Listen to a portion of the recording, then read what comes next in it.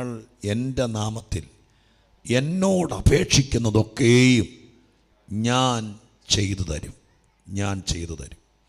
പ്രാർത്ഥനയെക്കുറിച്ച് വേദപുസ്തകത്തിനകത്ത് ഒരുപാട് വാക്യങ്ങളുണ്ട്. പ്രാർത്ഥിക്കുന്നവരെ ഒരുപാട് പിന്തുണയ്ക്കുന്നൊരു പുസ്തകമാണ് വിശുദ്ധ ബൈബിൾ. സ്തോത്രം. നിങ്ങൾ ബൈബിൾ വായിക്കുമ്പോൾ പലപ്പോഴും ശ്രദ്ധിച്ചിട്ടുണ്ടായിരിക്കാം, വലിയ രാജാക്കന്മാർ പ്രാർത്ഥിച്ചിട്ടുണ്ട്. വലിയ ദൈവമായിട്ട് ഏറ്റവും അടുത്തിരുന്നവർ എന്തിനേറെ പറയും, നമ്മുടെ കർത്താവ് ഈ ഭൂമിയിൽ വന്നപ്പോൾ ഏറ്റവും അധികം സമയം കർത്താവ് പ്രാർത്ഥിച്ചിട്ടുണ്ട്. സ്തോത്രം. ജീവിതത്തിൽ ഏറ്റവും കഷ്ടതയും പ്രയാസവും നിറഞ്ഞ വേളയിൽ എന്ത് ചെയ്യണമെന്നറിയാതിരുന്ന സമയത്ത് അങ്ങനെ ഇരുന്നവരൊക്കെ പ്രാർത്ഥിച്ചിട്ടുണ്ട്. പ്രാർത്ഥന ഏതോ ഒരു പ്രത്യേക തരം ആളുകൾക്കുള്ളതല്ല. ഗതികെട്ടവർക്കും ഭാരമുള്ളവർക്കും ആരും സഹായിക്കാനില്ലാത്തവർക്കും, സ്തോത്രം, ഒരു വഴിയും കാണാത്തവർക്കും ദരിദ്രർക്കും അവർക്ക് വേണ്ടിയിട്ട് മാത്രമായിട്ടുള്ളതല്ല പ്രാർത്ഥന. സ്തോത്രം. പ്രാർത്ഥന മനുഷ്യൻ്റെ ജീവശ്വാസമാണ്. സ്തോത്രം. പ്രാർത്ഥിക്കുന്നവനെ ഈ ബൈബിൾ ഒരുപാട് കരുതുന്നുണ്ട്. സ്തോത്രം. പ്രാർത്ഥിച്ചാൽ ദൈവമായ കർത്താവ് പ്രവർത്തിക്കുമെന്നുള്ളതിന് അനേക തെളിവുകളുണ്ട്. വേറെ ഒന്നും ഫലിക്കാതെ പോയ സമയത്ത് പ്രാർത്ഥിച്ചതുകൊണ്ട് അനുഗ്രഹിക്കപ്പെട്ട അനേകരെ ബൈബിളിൽ കാണാൻ കഴിയുന്നുണ്ട്. ഇന്നിവിടെ ഇരിക്കുന്ന ദൈവമക്കളിൽ എത്ര പേർക്ക് പറയാൻ പറ്റും പ്രാർത്ഥിച്ചതുകൊണ്ടാണ് അനുഗ്രഹിക്കപ്പെടാനിടയായത്? പ്രാർത്ഥനാ യോഗത്തിൽ പങ്കെടുക്കുന്നതൊരു അനുഗ്രഹമാണ്. അതിനകത്ത് ഇരിക്കുന്നതൊരു അനുഗ്രഹമാണ്. അതിനകത്ത് കയറിയാൽ എന്താ നടക്കാൻ പോകുന്നതെന്ന് പറയാനൊക്കെയല്ല. പ്രാർത്ഥിക്കുന്നവനെ അനുഗ്രഹിക്കുന്ന, പ്രാർത്ഥിക്കുന്നവനെ ഉയർത്തുന്ന, പ്രാർത്ഥിക്കുന്നവരെ പിന്തുണയ്ക്കുന്ന, പ്രാർത്ഥിക്കുന്നവൻ്റെ കൂടെ നിൽക്കുന്ന, പ്രാർത്ഥിക്കുന്നവനെ സഹായിക്കുന്നൊരു ദൈവം തിരുവെഴുത്തിനകത്തുണ്ട്. സ്തോത്രം. ഹല്ലേലൂയ. ഇപ്പം എപ്പോൾ വിഷയങ്ങൾ വന്നാലും ദൈവത്തോട് പ്രാർത്ഥിക്കാൻ തയ്യാറായാൽ അതിനകത്ത് ഏതെങ്കിലും വിധത്തിലൊരു മറുപടി ഉണ്ടാവും. എല്ലാ പ്രാർത്ഥനയ്ക്കും നമ്മൾ ആഗ്രഹിക്കുന്നത് പോലത്തെ ഒരു മറുപടി ആയിരിക്കണമെന്ന് വാശി പിടിക്കരുത്. അങ്ങനെ ഒരിക്കലും ആയിരിക്കുകയില്ല. എല്ലാ പ്രാർത്ഥനയ്ക്കും ഒരു ദൈവഹിതമുണ്ട്. അപ്പോൾ തിരുഹിതപ്രകാരമുള്ള കാര്യങ്ങൾ നമ്മളിൽ നടക്കണമെങ്കിൽ പ്രാർത്ഥിക്കണം. സ്തോത്രം. ഹല്ലേലൂയ. പ്രാർത്ഥിക്കണം. കർത്താവ് തൻ്റെ ശിഷ്യന്മാർ ഒരിക്കൽ ചോദിച്ചു, നിങ്ങളുടെ വീട്ടിൽ അവർ വീട്ടിൽ പോലും പോകാതെ കർത്താവിൻ്റെ കൂടെ വലയും പടകും ജോലിയൊക്കെ വിട്ട് കൂടെ നടന്നതല്ലേ, എപ്പോഴും അങ്ങയോട് പറ്റിച്ചേർന്നിരുന്നതല്ലേ, എന്നിട്ട് ഞങ്ങൾക്ക് എന്തുകൊണ്ടാണ് സ്തോത്രം ആ അപസ്മാര രോഗിയായ ചന്ദ്രരോഗിയായ മകനെ കൊണ്ട് വന്നപ്പോൾ ഞങ്ങളിങ്ങനെയൊക്കെ ചെയ്തിട്ട് നടക്കാതെ പോയതെന്ന് ചോദിച്ചതിന് യേശു ഉത്തരം വ്യക്തമാക്കിയത് ഇങ്ങനെയാണ്: പ്രാർത്ഥനയാലും ഉപവാസത്താലും അല്ലാതെ ഈ ജാതി നീങ്ങിയേല. സ്തോത്രം. ഹല്ലേലൂയ. അപ്പോൾ യേശുവിനോട് എത്ര പറ്റിയിരുന്നാലും, വീട്ടിൽ പോകാതെ സഭാഹോളിൽ തന്നെ ജീവിച്ചാലും പ്രാർത്ഥിച്ചില്ലെങ്കിൽ കാര്യം നടക്കുകയില്ല. സ്തോത്രം. ഹല്ലേലൂയ. പ്രാർത്ഥിക്കാതെ എത്ര പറ്റിച്ചേർന്നിരുന്നാലും, എത്ര വചനം പഠിച്ചാലും, കർത്താവിൻ്റെ കാൽക്കലിരുന്നാലും, ദൈവവചനവുമായിട്ട് എത്ര ബന്ധമുണ്ടെങ്കിലും, നമുക്കിതിനകത്തെ ഒത്തിരി കാര്യങ്ങൾ കാണാതെ അറിയാമെങ്കിലും, എന്തൊക്കെ ചെയ്താലും ചില കാര്യങ്ങൾ നടക്കണമെങ്കിൽ പ്രാർത്ഥിച്ചെങ്കിൽ മാത്രമേ നടക്കത്തുള്ളൂ. ഹല്ലേലൂയ. ഒരു വിഷയത്തിന് വേണ്ടി എത്ര നാൾ പ്രാർത്ഥിക്കണമെന്ന് നമുക്ക് ആർക്കും പറയാൻ പറ്റുകയില്ല. നിങ്ങൾക്ക് ആരെങ്കിലും പറയാൻ പറ്റുമോ? ചില കാര്യങ്ങളൊക്കെ ഒറ്റ പ്രാർത്ഥന കൊണ്ട് നടന്നിട്ടുണ്ട്. ഞാൻ പ്രസംഗിക്കുമ്പോൾ പണ്ട് എപ്പോഴോ പറഞ്ഞിട്ടുണ്ട്, ചില വിഷയങ്ങൾക്ക് വേണ്ടി പ്രാർത്ഥിക്കാൻ പായിടുമ്പോഴേ ദൈവമായ കർത്താവ് അതിന്മേൽ പ്രവർത്തിക്കും. സ്തോത്രം. അങ്ങനെയുള്ള എത്രയോ കാര്യങ്ങൾ പ്രാർത്ഥിക്കാൻ തീരുമാനിച്ചപ്പോഴേ, പ്രാർത്ഥന വെച്ചപ്പോഴേ, പ്രാർത്ഥിക്കാൻ തുടങ്ങിയപ്പോഴേ ചില വിഷയങ്ങൾക്കൊക്കെ പരിഹാരം ഉണ്ടായിട്ടുണ്ട്. ഇസ്രായേൽ മക്കൾ കനാനിലേക്ക് ചെല്ലുന്ന സമയത്ത് സ്തോത്രം, ആ കനാനിൽ ഒത്തിരി ജാതികളുണ്ടായിരുന്നു. 16 തരം ജാതികളായിരുന്നു.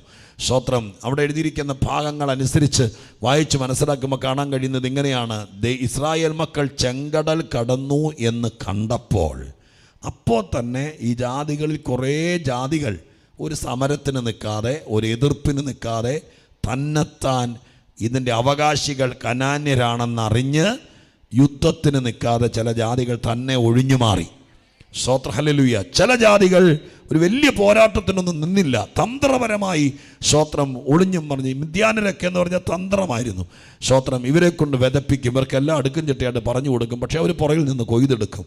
എന്നാൽ ഫെലിസ്തീനും മിദ്യാനരൊക്കെ സ്തോത്രം കട്ടയ്ക്ക് എതിർത്ത് നിന്ന് യുദ്ധം ചെയ്ത് പോരാടേണ്ടി വന്നു. ഇതുപോലെയാണ് പ്രാർത്ഥനാ വിഷയങ്ങൾ. ചില കാര്യങ്ങളൊക്കെ നമ്മൾ പ്രാർത്ഥിക്കാൻ തീരുമാനിക്കുമ്പോഴേക്കും, ദൈവസന്നിധിയിൽ ദൈവത്തോട് അടുക്കുമ്പോഴേക്കും ചില വിഷയങ്ങളൊക്കെ തന്നെ ഒഴിഞ്ഞു മാറും. ചില ശല്യങ്ങളൊക്കെ തന്നെ തീരും. ചില ഭാരങ്ങളൊക്കെ ഇല്ലാതെയാകും. ഇന്ന് പകലിൽ ഇവിടെ ഇരിക്കുന്നവരോട് പറയാം, നീ പ്രാർത്ഥനയ്ക്ക് വേണ്ടി ഹോളിനകത്തേക്ക് വന്നപ്പോൾ തന്നെ ദൂരത്തെവിടെയോ നീ വന്നത് പ്രാർത്ഥനയ്ക്കാന്നറിഞ്ഞ്, നീ അടുത്തത് ദൈവത്തോടാണെന്നറിഞ്ഞ്, ചില കാര്യങ്ങൾക്കെല്ലാം സ്വർഗസ്ഥനായ ദൈവത്തിന്റെ അടുക്കലേക്ക് അടുക്കുമ്പോഴേക്കും ചില പിടികൾ വിടാൻ തുടങ്ങും, ചില പ്രശ്നങ്ങൾക്ക് പരിഹാരം വരാൻ തുടങ്ങും, ചില കാര്യങ്ങൾ പ്രാർത്ഥനയ്ക്ക് തുടങ്ങുമ്പോഴേക്കും വിടുതലാകും. ഹല്ലേലൂയ. അങ്ങനെ ചില ആളുകൾ, ഇത്രയും ആളുകൾ ഇവിടെ ഇരിക്കുമ്പോൾ അങ്ങനെ ചില ആളുകൾ അവര് ഒരു സാക്ഷ്യം പറയാൻ അവസരം കൊടുക്കുമ്പോൾ പറയാന്ന് വിചാരിച്ചു. സ്തോത്രം, ഹല്ലേലൂയ. ഞങ്ങളൊരു വെള്ളിയാഴ്ച പ്രാർത്ഥനയ്ക്ക് വന്നുള്ളൂ, പാസ്റ്ററോട് പറഞ്ഞ് പ്രാർത്ഥിക്കണം എന്ന് ഓർത്താ വന്നത്. പക്ഷെ അന്നത്തെ യോഗത്തിൽ ദൈവം ഞങ്ങളോട് സംസാരിച്ചു, പാസ്റ്ററോട് പറഞ്ഞു പറ്റിയില്ല. തിരിച്ച് വീട്ടിൽ ചെന്നപ്പോഴേക്കും ആ കാര്യത്തിന് ദൈവം മറുപടി തന്നു എന്ന് പറയുന്ന സാക്ഷികൾ ഇതിനകത്ത് ഇല്ലായകയില്ല, ഉണ്ടാകാം. പക്ഷെ ആ സമയത്ത് തന്നെ വേറൊരു ആൻറ്റി സ്വത്രം നെറ്റി ഉളുക്കിയിട്ട്, ഞങ്ങൾ ഇതിനകത്ത് 6 കൊല്ലമായിരിക്കുന്നു, ഇങ്ങേരോട് എല്ലാ ആഴ്ചയിലും പറയും, എഴുതി കൊടുക്കും, എന്നിട്ട് ഒരു ഗുണം ഉണ്ടായില്ല എന്ന് പറയുന്നവരും കാണും. അത് ഗുണമില്ലെന്ന് പറയരുത്. അതിൻ്റെ കാരണം ഇതാണ്, ചില കാര്യങ്ങൾക്ക് വേണ്ടി നമ്മൾ ഒരു ചൂട് വെച്ചാൽ മതി, അപ്പോൾ ചില കാര്യങ്ങൾക്ക് പരിഹാരമാവും. ചില കാര്യങ്ങൾ അങ്ങനെ ആയിരിക്കുകയല്ല, ചില കാര്യങ്ങൾക്ക് മുട്ടയിൽ നിന്ന് പോരാടേണ്ടി വരും, ചില കാര്യങ്ങൾക്ക് ശക്തമായിട്ട് അടരാടേണ്ടി വരും. അതുകൊണ്ട് ഇന്ന് പകലിൽ ഞാൻ ഈ ആമുഖം പറയുമ്പോൾ, കുറേ നാളുകളായി എൻ്റെ ഒരു വിഷയത്തിന് വേണ്ടി ഞങ്ങൾ പ്രാർത്ഥിച്ചിട്ട് നടന്നില്ല. സ്വത്രം ഇന്നാൾ വന്നവരുടെ കാര്യം നടന്നു, കൂടെ കൂടെ ഇത് പറയരുത്. പിന്നെ എന്ത് വേണം? എൻ്റെ കാര്യത്തിനൊരു യുദ്ധം നടന്നേ പറ്റൂ, എൻ്റെ കാര്യത്തിനൊരു പോരാട്ടം നടന്നേ പറ്റൂ. അത്രയ്ക്ക് വലിയ പിടി പുറകിൽ കിടക്കുന്നുണ്ട്. അതുകൊണ്ട് കാര്യം നടക്കത്തില്ലെന്ന് പറയരുത്. യേശുവിൻ്റെ നാമത്തിൽ അന്ധകാര ശക്തിയോട് പ്രാർത്ഥനയിൽ പോരാടാൻ തുടങ്ങിയാൽ നിന്റെ വിഷയത്തിന് മേലും മറുപടി തരാൻ സ്വർഗസ്ഥനായ ദൈവം വിശ്വസ്തനാകയാൽ ഇതിനകത്ത് ചിലപ്പോൾ വേഗത്തിൽ പ്രതിക്രിയ നടക്കും, ചിലപ്പോൾ ഇച്ചിരി താമസിച്ചു നിൽക്കും. എങ്ങനെയായാലും പ്രാർത്ഥനയ്ക്ക് ദൈവം മറുപടി തരാതിരിക്കുക, ഏതെങ്കിലും വിധത്തിലെ മറുപടി ദൈവമായ കർത്താവ് തരാതിരിക്കുകയല്ല. സ്തോത്രം. എല്ലാ കാര്യങ്ങളുടെയും മറുപടി ചിലപ്പോൾ കയ്യിലേക്ക് കിട്ടിയെന്നിരിക്കുകയല്ല, ചില കാര്യങ്ങളുടെ മറുപടി ഉള്ളിലേക്കായിരിക്കും കിട്ടുന്നത്. എന്താ അങ്ങനെ പറയാൻ കാരണം? വചനത്തിൽ ഇങ്ങനെ ഒരു വാക്യമുണ്ട്, സ്തോത്രം, ഹല്ലേലൂയ, ഞാൻ യഹോവയെ വിളിച്ചപേക്ഷിച്ചു, അവൻ എനിക്ക് ഉത്തരമരുളി. അടുത്ത വാചകം, അവൻ എൻ്റെ ഉള്ളിൽ ബലം തന്ന് സ്തോത്രം അനുഗ്രഹിച്ചിരിക്കും. അപ്പോൾ ആ പ്രാർത്ഥനയുടെ മറുപടി കയ്യിൽ കിട്ടിയില്ല, പക്ഷെ ഉള്ളിൽ കിട്ടി. സ്തോത്രം, ഹല്ലേലൂയ. ഇന്ന് ഞാൻ നിങ്ങളോട് പറയാം, ചില മറുപടി നിന്റെ കയ്യിൽ കിട്ടിയില്ലെന്നുള്ളൂ, പക്ഷെ നിന്റെ ഉള്ളിൽ കിട്ടിയിട്ടുണ്ട്. അതെങ്ങനെ തിരിച്ചറിയാം? ഞങ്ങൾ നശിക്കില്ല, എൻ്റെ കുഞ്ഞിനെ വീട്ടിൽ നിർത്തിക്കൊണ്ടിരിക്കേണ്ട വരില്ല, ഈ ശത്രു എൻ്റെ മേൽ ജയമെടുക്കില്ല എന്നത് ഉള്ളിൽ കിട്ടും. അത് പ്രാർത്ഥിക്കുന്നവർക്ക് ഉള്ളിൽ തരുന്നവനാ ദൈവം. ഇന്ന് പകൽക്കാലം ഇവിടുന്ന് പോകുന്നതിനേക്കാൾ മുമ്പ് അങ്ങനെ ഒരു മറുപടി പ്രതീക്ഷിക്കുന്നെങ്കിൽ നിങ്ങൾ കൃപാസനത്തോട് പറ്റിച്ചേർന്നിരിക്കുമ്പോൾ ആർക്കും അറിയാല, അവരെ നീ പോയിട്ട് എന്ത് ഗുണമുണ്ടായി? സ്തോത്രം. പക്ഷെ അതിന് മറുപടി അവർക്ക് ഫോട്ടോ എടുത്ത് കാണിക്കാനൊന്നും കാണുകയല്ല, പക്ഷെ നമ്മുടെ ഉള്ളിൽ മറുപടി കിട്ടിയിട്ടുണ്ട്. കഴിഞ്ഞ കുറച്ച് ദിവസങ്ങളായി ഉള്ളിൽ മറുപടി പ്രാപിച്ച എത്ര പേരുണ്ട്? 2024 അനേക പ്രാർത്ഥനകളിൽ പങ്കെടുത്തു, ഒരുപക്ഷെ ഇവിടെ വന്നില്ലെങ്കിലും ഓൺലൈനിൽ പങ്കെടുത്തു. എൻ്റെ പാസ്റ്ററെ, സ്തോത്രം, പ്രാർത്ഥിച്ചിട്ട് എന്ത് കിട്ടിയെന്ന് ചോദിച്ചാൽ ഇപ്പോൾ വീട്ടിലേക്ക് വിളിച്ചുകൊണ്ട് പോയി കാണിക്കാൻ ഞങ്ങളുടെ കയ്യിലൊന്നുമില്ല, കാരണം അത് കയ്യിൽ കിട്ടിയിട്ടില്ല. എന്നാൽ പിന്നെ എന്തിനാ പിന്നെയും പ്രാർത്ഥനയ്ക്ക് പോകുന്നതെന്ന് ചോദിച്ചാൽ ഉള്ളിൽ കിട്ടിയിട്ടുണ്ട്. ചില കാര്യങ്ങൾ ഇന്ന് പകൽക്കാലം നിന്റെ ഉള്ളിൽ കിട്ടിയിട്ടുണ്ട്. സ്വർഗസ്ഥനായ ദൈവത്തിന്റെ സന്നിധിയിൽ നിന്നുകൊണ്ട് കർത്താവിന്റെ വചനത്തിൽ ചില വാക്യങ്ങൾ എടുത്ത് പറയാൻ ഒരുങ്ങുമ്പോൾ, ഇവിടെ വന്നാൽ, ദൈവസന്നിധിയിൽ വന്നാൽ ചില കാര്യങ്ങളുടെ ഉള്ളിൽ ഉറപ്പ് തരും. എൻ്റെ ഉള്ളിൽ ബലം തന്നു. എന്ന് തീരുമെന്നറിയില്ല, എന്ന് കിട്ടുമെന്നറിയില്ല, എന്ന് വരെ ഇതിന് കാത്തിരിക്കണമെന്നറിയില്ല, പക്ഷെ എൻ്റെ ഉള്ളിൽ ഒരു ഉറപ്പ് കിട്ടി, ഈ കാര്യം നടക്കും, ഈ കാര്യം നടക്കും. ഹല്ലേലൂയ. എനിക്ക് സൗഖ്യമാകും, എൻ്റെ അനുഗ്രഹം മടങ്ങി വരും, എൻ്റെ കുഞ്ഞുങ്ങൾ അനുഗ്രഹിക്കപ്പെടും, ആത്മാക്കളെ തരും ദൈവം, അവസരങ്ങൾ ഒരുക്കും ദൈവം, ഈ കഷ്ടത മാറും, ഇന്ന് കയറി വന്നിരിക്കുന്ന ഈ പ്രതിസന്ധികൾ മാറിക്കിട്ടുമെന്ന് ദൈവസന്നിധിയിൽ വിശ്വസിച്ചാൽ നമ്മുടെ ഉള്ളിൽ ബലം കിട്ടും. ചിലപ്പോൾ നമ്മളെ നിരാശപ്പെടുത്താൻ വേണ്ടി ദുഷ്ടൻ നമ്മുടെ ഉള്ളിൽ ചിലപ്പോൾ അധൈര്യപ്പെടുത്തുന്ന കാര്യങ്ങൾ ഇട്ടേക്കാം. നീ പ്രാർത്ഥിച്ചിട്ടൊന്നും കഥയില്ല, നിൻ്റെ ജീവിതം തുടക്കത്തിലെ താളം തെറ്റുകയാണ്, ഇത് ശുഭകരമായി തീരില്ല എന്നൊക്കെ നമുക്ക് തോന്നുമ്പോൾ നിങ്ങൾ ചെയ്യേണ്ട ഏറ്റവും വലിയ കാര്യം പ്രാർത്ഥന നിർത്താതിരിക്കുക. അപ്പോൾ ചിലപ്പോൾ നമ്മുടെ ഉള്ളത്തിൻ്റെ ഉള്ളിൽ ദൈവം ധൈര്യപ്പെടുത്തിയിട്ട് പറയും, ഞാൻ നിന്നെ കരുതുന്ന ദൈവമാണ്. നിനക്ക് ധൈര്യം തരും, ബലം തരും. അതിന് ദൈവത്തിന് കഴിയും. ഇന്ന് പകലിൽ ഞാൻ വാക്യത്തിലേക്ക് കിടക്കുന്നതിനൊക്കെ ഒരിക്കൽ കൂടി നിങ്ങളെ തട്ടി ഉണർത്തിക്കൊണ്ട് പറയുന്നു, നിങ്ങൾ ഏത് കാര്യത്തിൽ ഭാരപ്പെട്ട് വന്നിരിക്കുന്നോ ആ കാര്യത്തിൽ ഇന്ന് ഉള്ളിലൊരു ബലം കൊണ്ടേ പോകാവൂ. വീട്ടുകാർക്ക് ചിലപ്പോൾ കാണാൻ പറ്റിയല്ല, സ്വതന്ത്രം ജീവിതത്തിൽ കൂടെ നിൽക്കുന്നവർക്ക് കാണാൻ പറ്റിയല്ല, പക്ഷെ ദൈവം നിന്റെ ഉള്ളിൽ ഒരു ഉറപ്പ് തരും. ആ ഉറപ്പിനകത്ത് ആ കാര്യം ഇരിക്കുന്നത്. യേശുവിൻ നാമത്തിൽ ഒന്നിലധികം പ്രാർത്ഥനാ വിഷയങ്ങൾക്ക് ഇന്ന് ഉള്ളിൽ ബലം തന്ന് ദൈവം അനുഗ്രഹിപ്പാനിടയാകട്ടെ. ഹല്ലേലൂയ, അനുഗ്രഹിപ്പാനിടയാകട്ടെ. ഹല്ലേലൂയ. ചില പ്രാർത്ഥനാ വിഷയങ്ങളിൽ നമ്മൾ അറിയ പോലും ഇല്ല, നമ്മളായിരിക്കും പ്രാർത്ഥിച്ചത്, നമ്മളറിയ പോലും ഇല്ല. അതിൻ്റെ മറുപടി നടക്കുന്നത് ദൂരത്തായിരിക്കും. സ്തോത്രം. ഹല്ലേലൂയ. നമ്മൾ പിന്നെയും പ്രാർത്ഥിച്ചുകൊണ്ടിരിക്കും, പക്ഷെ ദൂരത്തായിരിക്കും പണി തുടങ്ങിയത്. ഒന്ന് രണ്ട് തെളിവാൻ പറയാം. ദാനിയേലിൻ്റെ പ്രാർത്ഥനയെ നിങ്ങൾ ശ്രദ്ധിച്ചേ. സ്തോത്രം. ഹല്ലേലൂയ. ദാനിയേലിൻ്റെ പ്രാർത്ഥന 21 ദിവസം 3 ആഴ്ച നീണ്ടു നിന്നൊരു പ്രാർത്ഥനയാണ്. സ്തോത്രം. 10-ാമത്തെ അധ്യായത്തിലോ മറ്റോ എഴുതിയിരിക്കുന്നത്. പക്ഷേ സ്വർഗത്തിൽ നിന്ന് ഇറങ്ങി വന്ന സ്തോത്രം എന്താ പറയുക, തേജസ്വരൂപി വന്നിട്ട് പറഞ്ഞത് ഇങ്ങനെയാണ്: നിന്റെ പ്രാർത്ഥനയുടെ മറുപടി ഞങ്ങൾ ആലോചിച്ചുകൊണ്ടിരിക്കുക, വേണോ വേണ്ടയോ എന്ന്. അങ്ങനെയാണോ? അല്ല, പിന്നെ എന്താ പറഞ്ഞത്? നിന്റെ പ്രാർത്ഥനയുടെ ആരംഭത്തിങ്കൽ തന്നെ മറുപടി അയച്ചോ. എന്നിട്ടെന്താ ഇയാൾ അറിയായിരുന്നേ? ചില മറുപടി നമ്മൾ അറിയല്ല. നമ്മളെ അറിയിക്കണമെന്ന് ദൈവത്തിന് നിർബന്ധമൊന്നുമില്ല. സ്തോത്രം. 21 ദിവസങ്ങൾക്ക് മുമ്പ് നിന്റെ മറുപടി അയച്ചതാണ്. സ്തോത്രം. ഹല്ലേലൂയ. ആ മറുപടി സ്തോത്രം തങ്ങി നിൽക്കുന്നത് അതൊക്കെ ശരിയാണ്, പക്ഷെ മറുപടി സ്തോത്രം അതിൻ്റെ പണി നീ അറിയാതെ മീഖായേലിനെ ഏൽപ്പിച്ചിരിക്കുക എന്നല്ലേ യേശു ഇവിടെ വന്നപ്പോൾ പറഞ്ഞത്. കർത്താവ് എന്താ പറഞ്ഞത്? സ്തോത്രം. ഹല്ലേലൂയ. ഞാൻ നിന്റെ പ്രാർത്ഥനയുടെ മറുപടിയെ തടഞ്ഞവനെ, അവൻ ആരാണെങ്കിലും മീഖായേലിനെ ഏൽപ്പിച്ചിരിക്കുക. സ്തോത്രം. ഹല്ലേലൂയ.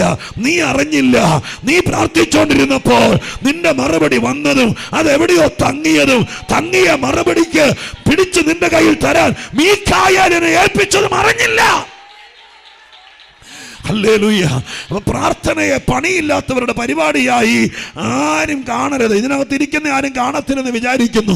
സ്തോത്രം. ഹല്ലേലൂയ. പക്ഷേ ആധുനിക കാലഘട്ടത്തിൽ അങ്ങനെയൊക്കെ ചിന്തിക്കുന്നവരുണ്ടെങ്കിൽ അവരോട് ഞങ്ങൾക്ക് മറുപടി പറയാനില്ല. പക്ഷേ നിങ്ങളെ ധൈര്യപ്പെടുത്താൻ വേണ്ടി പറയാം, ഇതൊരു വലിയ പദ്ധതിയാണ്. ചില കാര്യങ്ങൾക്കൊക്കെ സ്വർഗം മറുപടി അയച്ചു കഴിഞ്ഞു. സ്തോത്രം. നമ്മുടെ കയ്യിലേക്ക് വന്നില്ല, അത് വഴിയിൽ തങ്ങി. അപ്പോഴും നമ്മൾ അറിഞ്ഞില്ല. ദൈവം തന്നെ തങ്ങിയ വിഷയത്തിന് പരിഹാരത്തിന് വേണ്ടി കരുത്തുള്ളവരെ ഏൽപ്പിച്ചിട്ടുണ്ട്. സ്തോത്രം. സ്വർഗത്തിന് അനേക ദൂതന്മാരുണ്ട്. അവരെ ആരെയല്ല ഏൽപ്പിച്ചത്? പ്രധാന ദൂതൻ എന്നാണ് മീഖായേലിന് എഴുതിയ യുദ്ധവീരനാണ്. സ്തോത്രം. ഹല്ലേലൂയ. ദാനിയേലിൽ എഴുതിയിട്ടുണ്ട്, സ്വന്തം ജനത്തിൻ്റെ രക്ഷയ്ക്ക് വേണ്ടി നിയോഗിച്ചിരിക്കുന്നവനാണ്. ചെറിയ കക്ഷിയല്ല ഏൽപ്പിച്ചത്. നിന്റെ മറുപടി നിനക്ക് കിട്ടാതിരിക്കാൻ എവിടെയൊക്കെയോ തടയുമ്പോൾ അതിനെ ആരെങ്കിലും ഏൽപ്പിച്ചിട്ട് കർത്താവ് കൈ ഒഴിയല്ല. ഏൽപ്പിക്കുകയാണെങ്കിൽ ശക്തനെയാണ് ഏൽപ്പിക്കുകയുള്ളൂ.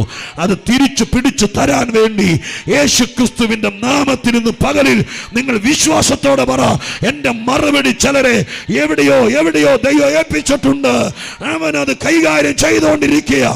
സ്വർഗം അയച്ച മറുപടി എൻ്റെ കയ്യിൽ വരാതെ തങ്ങിയത് എവിടാണോ ആ മറുപടിയെ ദൈവം ശക്തന്റെ കയ്യിൽ ഏൽപ്പിച്ചു. ഹല്ലേലൂയ.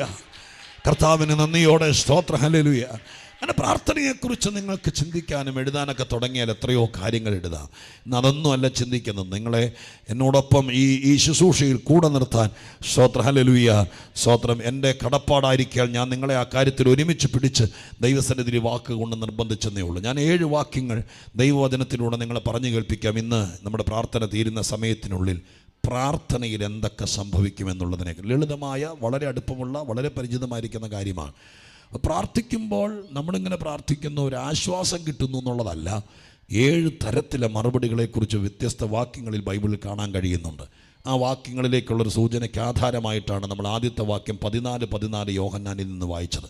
അത് ഇപ്രകാരമാണ്. യേശുക്രിസ്തു താൻ പറയുന്നു. എന്താ പറയുന്നത്? നിങ്ങൾ എൻ്റെ നാമത്തിൽ എന്നോട് അപേക്ഷിക്കുന്നതൊക്കെയും ഞാൻ ചെയ്തു തരും. ആ വാക്ക് പ്രാർത്ഥനയിൽ അവിടെ എഴുതിയിരിക്കുന്നത് യേശു ചെയ്തു തരും. അപ്പോൾ പ്രാർത്ഥനയുടെ മറുപടി പലതും കർത്താവ് ചെയ്തു തരുന്നതാണ്. സ്തോത്രം. ചില പ്രാർത്ഥനയുടെ മറുപടി കർത്താവ് ചെയ്താലേ നടക്കുകയുള്ളൂ. നമ്മൾ ആര് ചെയ്താലും ചിലത് ശരിയാവില്ല, ആരെ ഏൽപ്പിച്ചാലും ശരിയാവുകയല്ല. അതിന് ഉപദേശിമാർ വന്നാൽ ശരിയാവുകയല്ല, ആസ്പത്രിക്കാർ ചെയ്താൽ ശരിയാവുകയല്ല. സ്തോത്രം, ഹല്ലേലൂയ. അത് നമ്മുടെ കുടുംബയോഗക്കാർ ചെയ്താൽ ശരിയാവുകയല്ല, അത് യേശു തന്നെ ചെയ്താലേ പറ്റൂ. അപ്പോൾ ഒരു വിഷയം നമ്മൾ ദൈവസന്നിധിയിൽ പ്രാർത്ഥിക്കുമ്പോൾ കർത്താവ് ആ പ്രാർത്ഥന കേട്ടാൽ, നിങ്ങൾ എൻ്റെ നാമത്തിൽ എന്തെങ്കിലും അപേക്ഷിച്ചാൽ, സ്തോത്ര പിതാവ് മഹത്വം എടുക്കേണ്ടതിന്, സ്തോത്ര എന്നോട് എൻ്റെ അപേക്ഷിക്കുന്നൊക്കെ ഞാൻ ചെയ്ത്, സ്തോത്രം ഞാൻ ചെയ്തു തരും. അപ്പോൾ ആ വാക്കിങ്ങനെയാണ്, ചില കാര്യങ്ങൾ സ്തോത്രം പ്രാർത്ഥിക്കുമ്പോൾ ആ കാര്യങ്ങൾക്ക് മറുപടിയായി കർത്താവ് ചില കാര്യങ്ങൾ ചെയ്തു തരാൻ തുടങ്ങും. സ്തോത്രം, നിങ്ങളുടെ പ്രാർത്ഥനാ വിഷയങ്ങൾക്ക് ഒരു ലിസ്റ്റ് ഉണ്ടെങ്കിൽ പരിശോധിച്ചാൽ അതിനകത്ത് ചില കാര്യങ്ങൾ സ്തോത്രം, ഹല്ലേലൂയ, ചെയ്തു തരാനായിട്ട്, അഥവാ കർത്താവ് പ്രവർത്തിച്ചെങ്കിലേ നടക്കത്തുള്ളൂ. ചെയ്തു തരിക എന്ന് പറഞ്ഞാൽ അതേ നടക്കത്തുള്ളൂ. റെജി പാസ്റ്റർ പ്രാർത്ഥനയ്ക്ക് ലീഡ് ചെയ്തപ്പോൾ പറഞ്ഞ പരിചിതമായിരിക്കുന്ന വാക്യം ഇങ്ങനെയായിരുന്നു. സ്തോത്രം, ഹല്ലേലൂയ. ആ വാക്യം ഇങ്ങനെയാ, ചോദിക്കുന്നതിനേക്കാൾ നനയ്ക്കുന്നതിനേക്കാൾ അത്യന്തം പരമായി ചെയ്യാൻ നമ്മിൽ വ്യാപരിക്കുന്ന ശക്തിയാൽ. അപ്പോൾ അവിടെ ഒരു ചെയ്ത്തുണ്ട്. സ്തോത്രം, ഹല്ലേലൂയ. നീ പ്രാർത്ഥിക്കുന്ന വിഷയം സ്തോത്രം നടക്കുമെന്ന് പറയുകയല്ല, ഞാൻ ഇന്നരോട് പറഞ്ഞേക്കാന്ന് പറയുകയല്ല, നിനക്ക് കിട്ടുമെന്നൊരു ഉറപ്പ് തരിക, വാക്ക് പറയുകയല്ല, പിന്നെ അങ്ങ് ചെയ്തു തരികയാണ്. ഡിസംബർ 31 കർത്താവ് ചെയ്തു തരേണ്ട വല്ല കാര്യം നിങ്ങൾക്കുണ്ടോ? സ്തോത്രം, ഹല്ലേലൂയ. കർത്താവേ, ഞാൻ നോക്കിയാൽ നടക്കുകയല്ല, ഞാൻ പറഞ്ഞാൽ നടക്കുകയല്ല, എൻ്റെ വീട്ടിൽ ഇതിന് കഴിവുള്ള പലരും ഉണ്ട്, പക്ഷെ അവരാരും ചെയ്യുകയല്ല. അങ്ങനെയാണെങ്കിൽ നീ പ്രാർത്ഥിക്കുന്ന മനുഷ്യനാണെങ്കിൽ നിന്റെ ചില വിഷയങ്ങൾ യേശുക്രിസ്തു കേൾക്കുമെന്നല്ല, കേട്ടിട്ട് ആരെങ്കിലും ഏൽപ്പിക്കുമെന്നല്ല, പ്രാർത്ഥന കേൾക്കുന്നവൻ തന്നെ ഒരാശാരി തടി പണിയുന്നത് പോലെ നിനക്ക് ചുമക്കാൻ കഴിയാത്ത വിഷയങ്ങൾ നമ്മുടെ കർത്താവ് ചെയ്യാൻ തുടങ്ങും. അവൻ ചെയ്യാൻ തുടങ്ങും. ഇന്ന് പകലിൽ നിന്റെ വീട്ടിൽ ചില കാര്യങ്ങൾ ചെയ്യണമെങ്കിൽ കുറച്ചു നേരം കരഞ്ഞുകൊണ്ട് നടന്നാൽ പോരാ, മുഖം വാടി ഇരുന്നാൽ പോരാ, ആരോടെങ്കിലും പറഞ്ഞുകൊണ്ട് നടന്നാൽ പോരാ. കർത്താവിൻ്റെ കാൽക്കൽ ഇരുന്ന് എൻ്റെ നാമത്തിൽ, അങ്ങനെയല്ലേ പറഞ്ഞത്, നീ നിരാശപ്പെട്ടിരിക്കുന്നത് കാണുമ്പോൾ ഞാൻ നിനക്കെന്തെങ്കിലും ചെയ്തു തരാമെന്നല്ല. സ്തോത്രം, ഹല്ലേലൂയ. നീ ഇന്നാള് നിന്റെ പഞ്ചായത്ത് മെമ്പറോട് പറയുന്ന കേട്ടു, അതുകൊണ്ട് ഞാൻ ചെയ്തു തരാമെന്നല്ല, എൻ്റെ നാമത്തിൽ ചോദിച്ചാൽ ഞാനത് ചെയ്തു തരാമെന്നാണ് പറഞ്ഞത്. അതുകൊണ്ട് ഞാനൊരു കാര്യം നിങ്ങളോട് പറയാം, ചില കാര്യങ്ങൾ ദൈവത്തിന് ചെയ്യാനുണ്ട്. ആ ദൈവത്തിന് ചെയ്യാനുള്ള കാര്യം നിങ്ങൾ ആരോടും പറയരുത്, നിങ്ങൾ ആരുമായി ഷെയർ ചെയ്യരുത്. അത് അവൻ ചെയ്തെങ്കിലേ ഒക്കത്തുള്ളൂ. നിങ്ങൾക്ക് ഇന്ന് പകരക്കാലം നിങ്ങളുടെ കയ്യിലെ ചില വിഷയങ്ങൾ, നിങ്ങളുടെ വീട്ടിലെ വിഷയങ്ങൾ, ആ കാര്യം വേറെ ആരോടും പറഞ്ഞിട്ട് കഥയില്ല. അവർക്ക് ചെയ്യാൻ പറ്റിയല്ലോ, പിന്നെ എന്തിനാ പറയുന്നേന്ന്? അവരൊട്ട് ചെയ്ത് തരത്തുമില്ല, അവർ ചെയ്താൽ ശരിയാകത്തുമില്ല, അവരെ കൊണ്ട് ചെയ്യാൻ പറ്റത്തുമില്ല, പിന്നെ എന്തിനാ പോയി പറയുന്നേ? ചില കാര്യങ്ങൾ ആരോടും പറയരുത്. യേശുവിനോട് പറയണം, ഞാൻ ഇതാരെ ഏൽപ്പിക്കുകയല്ല, ഇത് അങ്ങ് ചെയ്താലേ ശരിയാവുള്ളൂ.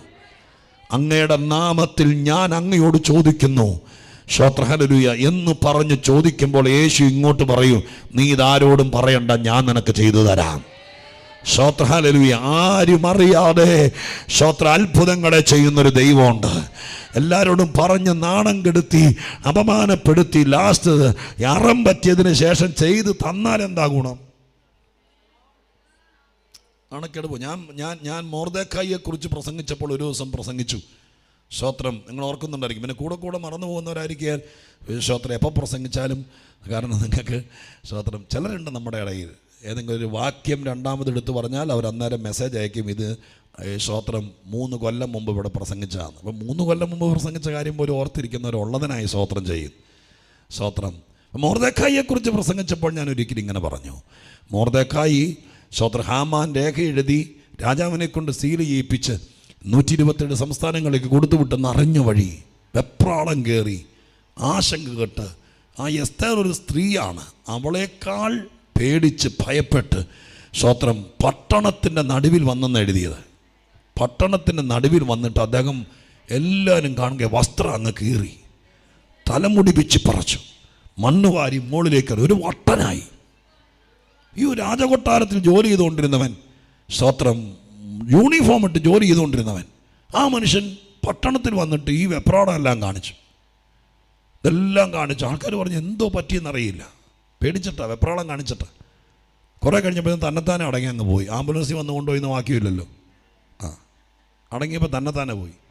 അടുത്ത ആഴ്ച ആൾക്കാർ നോക്കിയപ്പോൾ എന്നാ കണ്ടെന്നറിയാമോ? ഈ മനുഷ്യനെ രാജാവിൻ്റെ കുതിരപ്പുറത്ത് രാജാവിൻ്റെ തൊപ്പിയും വെച്ച് രാജാവിൻ്റെ അങ്കി ഇടിച്ച് ഈ പട്ടണത്തിലൂടെ നടത്തുക. സ്തോത്രം പറയാൻ നിൽക്ക്. ഈ പട്ടണത്തിലൂടെ നടത്തുമ്പോൾ ചായക്കടയിരുന്ന ആൾക്കാരെല്ലാം പറഞ്ഞു, കഴിഞ്ഞ ആഴ്ച വട്ട് കാണിച്ചവനല്ലേ ഇവൻ, അതിന് എന്നാ കുപ്പായ ഇട്ടാലും പോവോ, എന്നാ കിരീടം വെച്ചാലും പോവോ, കുതിരപ്പുറത്തല്ല ആനപ്പുറത്ത് കയറിയാലും ആ നാണക്കേട് പോവോ. അപ്പോൾ എൻ്റെ അഭിപ്രായം, ഞാനും നിങ്ങളും അങ്ങനെ ചെയ്യരുതായിരുന്നു. നാളെ എന്താണെങ്കിലും നമ്മൾ സഹിച്ചതിന് തക്കവണ്ണം നമ്മളെ മാനിക്കും ദൈവം. സ്തോത്രം. സ്വർഗസ്ഥനായ ദൈവം എവിടെയെങ്കിലും നമ്മളെ കൊണ്ട്, പക്ഷെ അതിന് മുമ്പ് വെപ്രാളം കാണിക്കരുത്. അതിനു മുമ്പ് വെറുതെ നാണക്കേട് ഉണ്ടാക്കി വെക്കരുത്. അതിന് എത്ര ആറ്റി കുളിച്ചാലും പോകില്ല. കാലമുള്ള കാലത്തോളത്തോളം നമ്മൾ ഉപദേശിമാർ പ്രസംഗിക്കുകയല്ല, അവരടങ്ങിയിരിക്കുമോ? ഇല്ല. സ്തോത്രം. അപ്പോൾ വെറുതെ വെപ്രാളം കാണിക്കരുത്. എന്താണെങ്കിലും കർത്താവ് ചില കാര്യങ്ങൾ ചെയ്തെങ്കിലേ നമുക്ക് തൃപ്തിയാകുള്ളൂ. യേശു ചെയ്തെങ്കിലേ ചില കാര്യങ്ങൾ നടക്കുകയുള്ളൂ. കർത്താവിനല്ലാതെ ഈ കാര്യമൊട്ട് ചെയ്യാനും പറ്റിയല്ല. പിന്നെ എന്തിനാ വെറുതെ വല്ലവൻ്റെ മുമ്പിൽ പോയി ഈ കാര്യം മുഴുവൻ നിരത്തുന്നത്? വല്ലവരോടും പറഞ്ഞിട്ടെന്താ? അവരെ കൊണ്ട് ചെയ്യാൻ പറ്റിയല്ല, അവരൊട്ട് ചെയ്ത് തരത്തുമില്ല. അവരിതിനെ വല്ലാതെ ആക്കി കളയുള്ളൂ. അപ്പൊ ആദ്യത്തെ പ്രാർത്ഥനയെക്കുറിച്ച് നിങ്ങൾ 14 പഠിക്കണം. എൻ്റെ ഈ വിഷയം ആർക്കും ചെയ്യാൻ പറ്റിയല്ല, പലരും നോക്കിയിട്ട് നടക്കാത്തതാണ്. ഇനി ഇതാരോടും പറഞ്ഞിട്ട് കഥയില്ല. പിന്നെ എന്ത് വേണം? എൻ്റെ യേശു ചെയ്താലേ ഇത് ശരിയാകുള്ളൂ. ഹല്ലേലൂയ, സ്തോത്രം, ഹല്ലേലൂയ. എത്രയോ പേരാണ് കർത്താവിനല്ലാതെ ചെയ്യാൻ പറ്റിയല്ല. ജന്മനാ കുരുടനായവൻ, കാനാവിലെ കല്യാണ വീട്, സ്തോത്രം, ഹല്ലേലൂയ. ഇവരെ ഈ വിഷയങ്ങളൊന്നും ആര് ചെയ്താലും ഏക്കിയല്ല. എത്ര പ്രമാണിമാരുണ്ടെങ്കിലും എത്ര ഉന്നതന്മാരുണ്ടെങ്കിലും കല്യാണ വീട്ടിലെ ആ നാണക്കേട് മാറാൻ അന്നത്തെ ദിവസം ആ കാര്യം നടക്കാൻ യേശു ചെയ്താലേ വീഞ്ഞുണ്ടാകുള്ളൂ. വേറെ ആരെ കൊണ്ടും വീഞ്ഞുണ്ടാക്കാൻ പറ്റിയല്ല. ആ അപമാനം മാറ്റാൻ ആർക്കും പറ്റിയല്ല. പിന്നെ എന്തിനാ വെറുതെ ആൾക്കാരുടെ മുമ്പിൽ ഇതെല്ലാം ചൊരിഞ്ഞിടുന്നത്? അപ്പോൾ അതിന് കർത്താവിനോട് പറയാൻ നിവൃത്തിയുള്ളൂ. കർത്താവേ, അങ്ങ് ചെയ്യാതെ ഇവിടുത്തെ വിഷയം തീരുകയില്ല. അങ്ങ് ചെയ്യാതെ എൻ്റെ കുഞ്ഞിന് നേരെ നിൽക്കാൻ പറ്റിയല്ല. അപ്പോൾ പ്രാർത്ഥിക്കുമ്പോൾ ചില കാര്യങ്ങൾ യേശു ചെയ്യാൻ തുടങ്ങും. അങ്ങനെയല്ലേ പറഞ്ഞത്? ചിലപ്പോൾ കർത്താവിന് ഒറ്റ വാക്കിൽ ചെയ്യാൻ പറ്റും, ചിലപ്പോൾ കർത്താവിന് ഒന്നോടെയൊക്കെ പ്രവർത്തിക്കേണ്ടി വരും. ഒരു മനുഷ്യൻ സ്തോത്രം യേശുവിൻ്റെ അടുക്ക വന്നു. അവനെ കണ്ണ് കർത്താവ് ഊരിന് പുറത്ത് കൊണ്ടുപോയി സ്തോത്രം വെളിച്ചം കൊടുത്തു. അത് കഴിഞ്ഞപ്പോഴത്തേക്ക് അവനോട് ചോദിച്ചു, എങ്ങനെ ഇത് നീ മനുഷ്യനെ കാണുന്നത് മരം പോലെ കാണുന്നെന്ന് പറഞ്ഞു. അയ്യോ സ്തോത്രം, ശരിയായില്ലെന്ന് പറഞ്ഞ് യേശു വിട്ടില്ല. യേശുവിന് ഒന്നോടെ ചെയ്യേണ്ടി വരും. എന്നാണെങ്കിലും കർത്താവ് ഏറ്റാൽ നന്നാക്കിയേ വിടുകയുള്ളൂ. സ്തോത്രം. താൻ ബാധി ദൈവം ബാധി അല്ല, കർത്താവ് ചെയ്തേ ഇടയാക്കുള്ളൂ. അപ്പോൾ കർത്താവ് ചില കാര്യങ്ങൾ പ്രാർത്ഥിക്കുന്നവർക്ക് വേണ്ടി ചെയ്യാൻ തുടങ്ങും. അത് ഇന്ന് പ്രാർത്ഥിച്ചുകൊണ്ടിരിക്കുന്ന സമയത്ത്, നീ വീട്ടിൽ പ്രാർത്ഥിച്ചുകൊണ്ടിരിക്കുന്ന സമയത്ത് നിന്റെ പ്രാർത്ഥനാ വിഷയത്തിൽ ചിന്തേറിടുന്നത് പോലെ, ഉളി കൊണ്ട് സ്തോത്രം അത് കുത്തി പാകപ്പെടുത്തുന്നത് പോലെ, ഒരു പാത്രം തേച്ച് കഴുകുന്നത് പോലെ, കുശവൻ കടിമണ്ണിൽ മെനയുന്നത് പോലെ, കൊത്തുപണി ചെയ്യുന്നത് പോലെ പ്രാർത്ഥനാ വിഷയത്തിൽ നീ പ്രാർത്ഥിച്ചുകൊണ്ടിരിക്കുമ്പോൾ കർത്താവ് ചിലത് ചെയ്യാൻ തുടങ്ങും. കരമുയർത്തി ഒന്നോടെ ദൈവത്തിന് സ്തോത്രം ചെയ്താട്ടെ. ഹല്ലേലൂയ. ഇനി 15:7 വായിച്ചേ. യോഹന്നാന്റെ സുവിശേഷം 15:7 വായിച്ചേ. 15:7 വായിച്ചേ. 15:7. നിങ്ങൾ എന്നിലും എന്റെ വചനം നിങ്ങളിലും വസിച്ചാൽ നിങ്ങൾ ഇച്ഛിക്കുന്നത് എന്തെങ്കിലും അപേക്ഷിക്കുക, അത് നിങ്ങൾക്ക് കിട്ടും. അത് നിങ്ങൾക്ക് ചെയ്യൂന്നല്ല, കിട്ടും. അപ്പൊ ചില കാര്യങ്ങൾ ദൈവം ചെയ്യണ്ട, പ്രാർത്ഥിച്ചാൽ സ്തോത്രം നിനക്ക് ആ സംഭവം കിട്ടും. സ്തോത്രം. രണ്ടാമത്തത്, പ്രാർത്ഥിക്കുമ്പോൾ സ്തോത്രം ആര് നടത്തും, എങ്ങനെ ചെയ്യും, എവിടെ, ഇതൊന്നും ചിന്തിക്കരുത്. ദൈവം പറഞ്ഞത് ഇത്രയേ ഉള്ളൂ.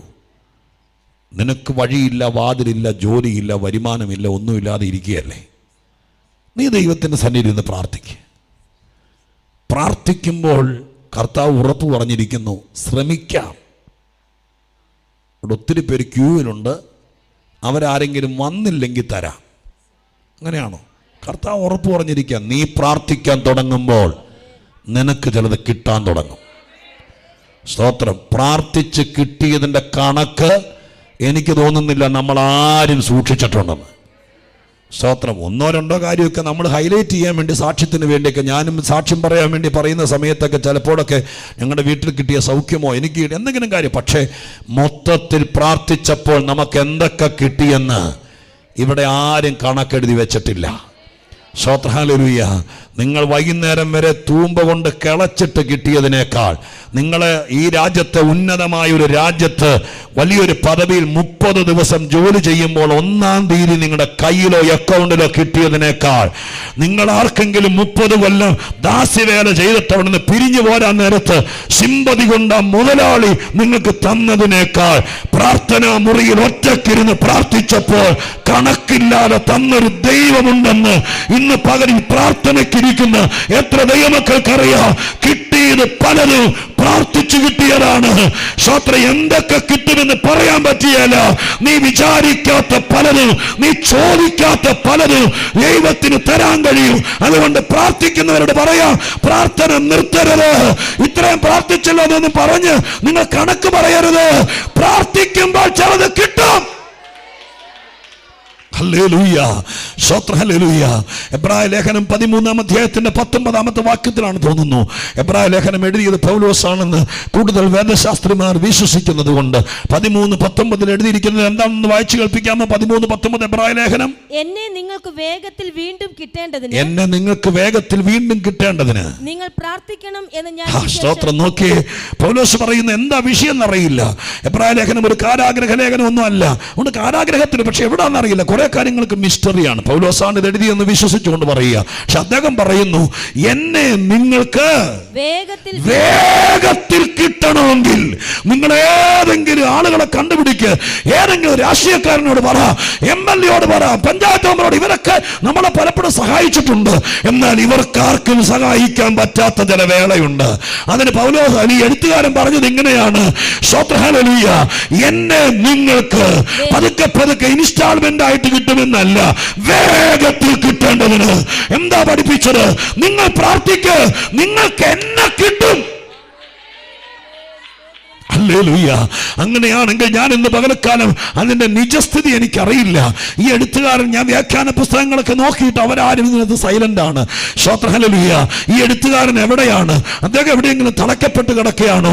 ഇരമ്യാവിനെ പോലെ കുണ്ടറെ കിടന്നുകൊണ്ടാണ് ഇത് എഴുതിയത്? പത്മോസിൽ കിടക്കുന്ന യോഹന്നാനെ എവിടാന്ന് അറിയില്ല. എന്താണെങ്കിലും പ്രാർത്ഥിക്കുന്ന സഭയോട് എഴുത്തുകാരൻ പറയുകയാണ്, എന്നെ നിങ്ങൾക്ക് വേഗത്തിൽ കിട്ടണമെങ്കിൽ നിങ്ങൾ ഇച്ചിരി പൈസ കളക്ട് ചെയ്ത് സ്തോത്രം ഓഫീസിൽ അടയ്ക്കാൻ അല്ല, നിങ്ങളൊരു സമുന്നത നേതാവിനെ കണ്ടിട്ട് ഒരു റെക്കമെൻഡ് കത്ത് വാങ്ങിക്കാനല്ല, നിങ്ങൾ പ്രാർത്ഥിക്ക്, നിങ്ങൾക്ക് എന്നെ കിട്ടും. ഹല്ലേലൂയ. മക്കളെ നഷ്ടപ്പെട്ട അമ്മമാര് വന്നിട്ടുണ്ടെങ്കിൽ, സ്തോത്രം. ഹല്ലേലൂയ. വഴിയും വരുമാനവും സമാധാനവും നഷ്ടപ്പെട്ടവർ വന്നിട്ടുണ്ടെങ്കിൽ, ആരോ പിടിച്ചു വെച്ചിരിക്കുന്ന ഒരു സമർത്ഥനെ ഒരു സഭ പ്രാർത്ഥിച്ച് തിരിച്ചു കിട്ടുമെങ്കിൽ, ഇന്ന് പകൽക്കാലം പ്രാർത്ഥിക്കുന്നവരോട് പറയാം, ഈ വാക്കുകൾ വെച്ച് നീ വിശ്വസിക്കണം. ഞാൻ പ്രാർത്ഥിച്ചാൽ എന്റെ കുടുംബത്തെ എനിക്ക് കിട്ടും. ഞാൻ പ്രാർത്ഥിച്ചാൽ എന്റെ ജീവിത പങ്കാളിയെ എനിക്ക് മടക്കി കിട്ടും. ഞാൻ പ്രാർത്ഥിച്ചാൽ എന്റെ മക്കളെ എനിക്ക് തിരിച്ചു കിട്ടും. ഞാൻ പ്രാർത്ഥിച്ചാൽ നഷ്ടപ്പെട്ട ജോലി എനിക്ക് തിരിച്ചു വിളിച്ചു തരും, എനിക്ക് കിട്ടും. ഞാൻ പ്രാർത്ഥിച്ചാൽ എന്റെ അവകാശം എനിക്ക് കിട്ടും. സ്തോത്രം ചെയ്ത് വിശ്വസിക്കുന്ന ദൈവമക്കൾ, ആത്മാവിൽ പ്രാർത്ഥനയുടെ ഓരോ മടക്കുകൾ ഞാൻ നിവർത്തി നിങ്ങളുടെ മുമ്പിൽ കാണിക്കുമ്പോൾ വിശ്വസിക്കുക. കഴിഞ്ഞ ഒരു ആണ്ട് മുഴുവൻ അനേക വിഷയങ്ങൾ പ്രാർത്ഥിച്ചവരുണ്ട്. ഞാൻ അവരെ ചേർത്ത് പിടിച്ചുകൊണ്ട് പറയുക, നിന്റെ പ്രാർത്ഥനയൊന്നും നഷ്ടമല്ല. നിന്റെ കുഞ്ഞിന് അഡ്മിഷൻ കിട്ടും, കിട്ടും. ആ വാക്ക് മാത്രം അടിവരയിട്. സ്തോത്രം. ഹല്ലേലൂയ. യേശു ആദ്യത്തെ വാക്കിൽ പറഞ്ഞു, നീ പ്രാർത്ഥിക്ക, എന്റെ നാമത്തിൽ പ്രാർത്ഥിക്ക്. നീ പ്രാർത്ഥിച്ചെങ്കിലേ എനിക്ക് വല്ലതും ചെയ്യാൻ പറ്റുള്ളൂ. ഉറങ്ങിക്കിടക്കിന് വേണ്ടി എനിക്ക് ചെയ്യാൻ പറ്റില്ല. ഞാൻ ദൈവമാണ്, ശരിയാണ്. പക്ഷെ ഇവിടെ ഒരു പ്രോട്ടോകോൾ ഉണ്ട്, ഇവിടെ ഒരു വ്യവസ്ഥയുണ്ട്. ആ വ്യവസ്ഥ പ്രാർത്ഥിക്കുന്നവന് വേണ്ടി ചെയ്യുക എന്നതാണ്.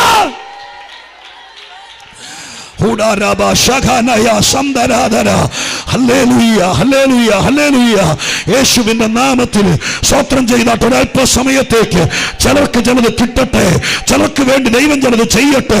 യേശുവിന്റെ നാമത്തിൽ കർത്താവിനോട് പ്രാർത്ഥിക്കും, ദൈവമേ അങ്ങേക്ക് ചിലത് എന്റെ വീട്ടിൽ ചെയ്യാനുണ്ട്, അങ്ങേക്ക് എന്റെ തലമുറയിൽ ചില കാര്യങ്ങൾ ചെയ്യാനുണ്ട് എന്ന് പറഞ്ഞുകൊണ്ട് ദൈവത്തെ പ്രതിക്കൂട്ടിൽ നിർത്തുകയല്ല. ഞാൻ പ്രാർത്ഥിക്കാം, ഞാൻ ഉപവാസമെടുത്ത് പ്രാർത്ഥിക്കാം. എനിക്ക് എനിക്ക് അവസരം തന്നാൽ 2024 അധികം 25 ഞാൻ പ്രാർത്ഥനയ്ക്ക് സമയം മാറ്റിവെക്കാം. എന്തുകൊണ്ടെന്നാൽ അടുത്ത ആണ്ടിലേക്ക് ഒരുക്കപ്പെടുന്ന ഈ ദിവസങ്ങളിൽ പരിശുദ്ധാത്മാവ് ഇടപെടുന്നു. എനിക്ക് നിന്നിൽ, നിന്റെ വീട്ടിൽ, നിന്റെ സഭയിൽ ചിലത് ചെയ്യാനുണ്ട്. അതിന് ഞങ്ങൾ എന്ത് ചെയ്യണം? നാഥ, ഒറ്റ വാക്കുള്ളൂ, നീ പ്രാർത്ഥിക്ക്, എന്റെ നാമത്തിൽ പ്രാർത്ഥിക്ക്, ഞാൻ അത് ചെയ്യാം.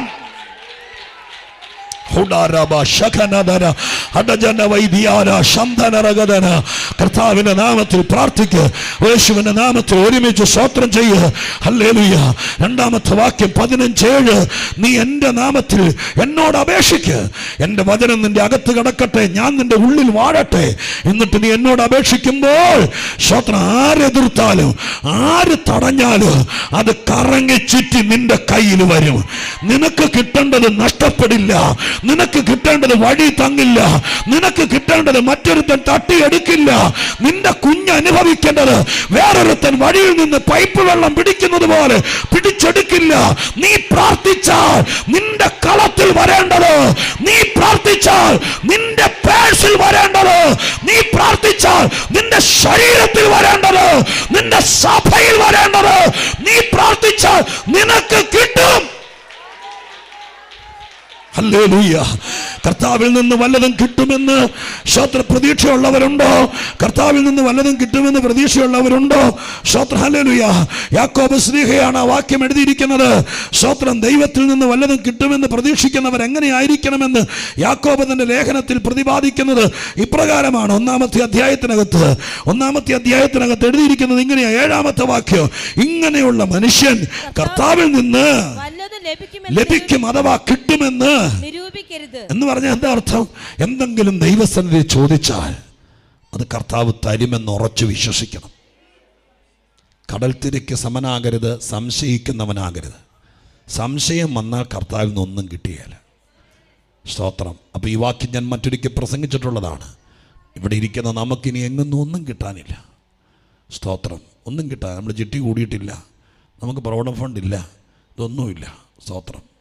പക്ഷേ പിന്നെ എന്ത് പ്രതീക്ഷിച്ചാൽ ജീവിക്കുന്നതെന്ന് ചോദിച്ചാൽ ഈ വാക്യം വെച്ച് പക്വതയുള്ളവർ പറയും, കർത്താവിൽ നിന്ന് ചിലത് കിട്ടാനുണ്ട്.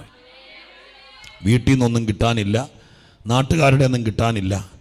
പക്ഷേ പിന്നെയും മരിക്കാതെ പിടിച്ചു നിൽക്കുന്നത് ഞങ്ങൾക്ക് കർത്താവിൽ നിന്ന് ചിലത് കിട്ടാനുണ്ട്. കർത്താവിൽ നിന്ന് കിട്ടാനുള്ളത് കിട്ടണമെങ്കിൽ അഭിപ്രായം പറഞ്ഞ് കറങ്ങി നടന്നാൽ പോരാ, ആ സമയം കൂടി പ്രാർത്ഥിക്കണം. സ്തോത്രം. ഹല്ലേലൂയ. ഡിസംബർ മാസത്തിലെ എല്ലാ സന്ദേശങ്ങളും സ്തോത്രം നാളേക്കുള്ള ഒരു വെളിച്ചം കൂടെയാണ്.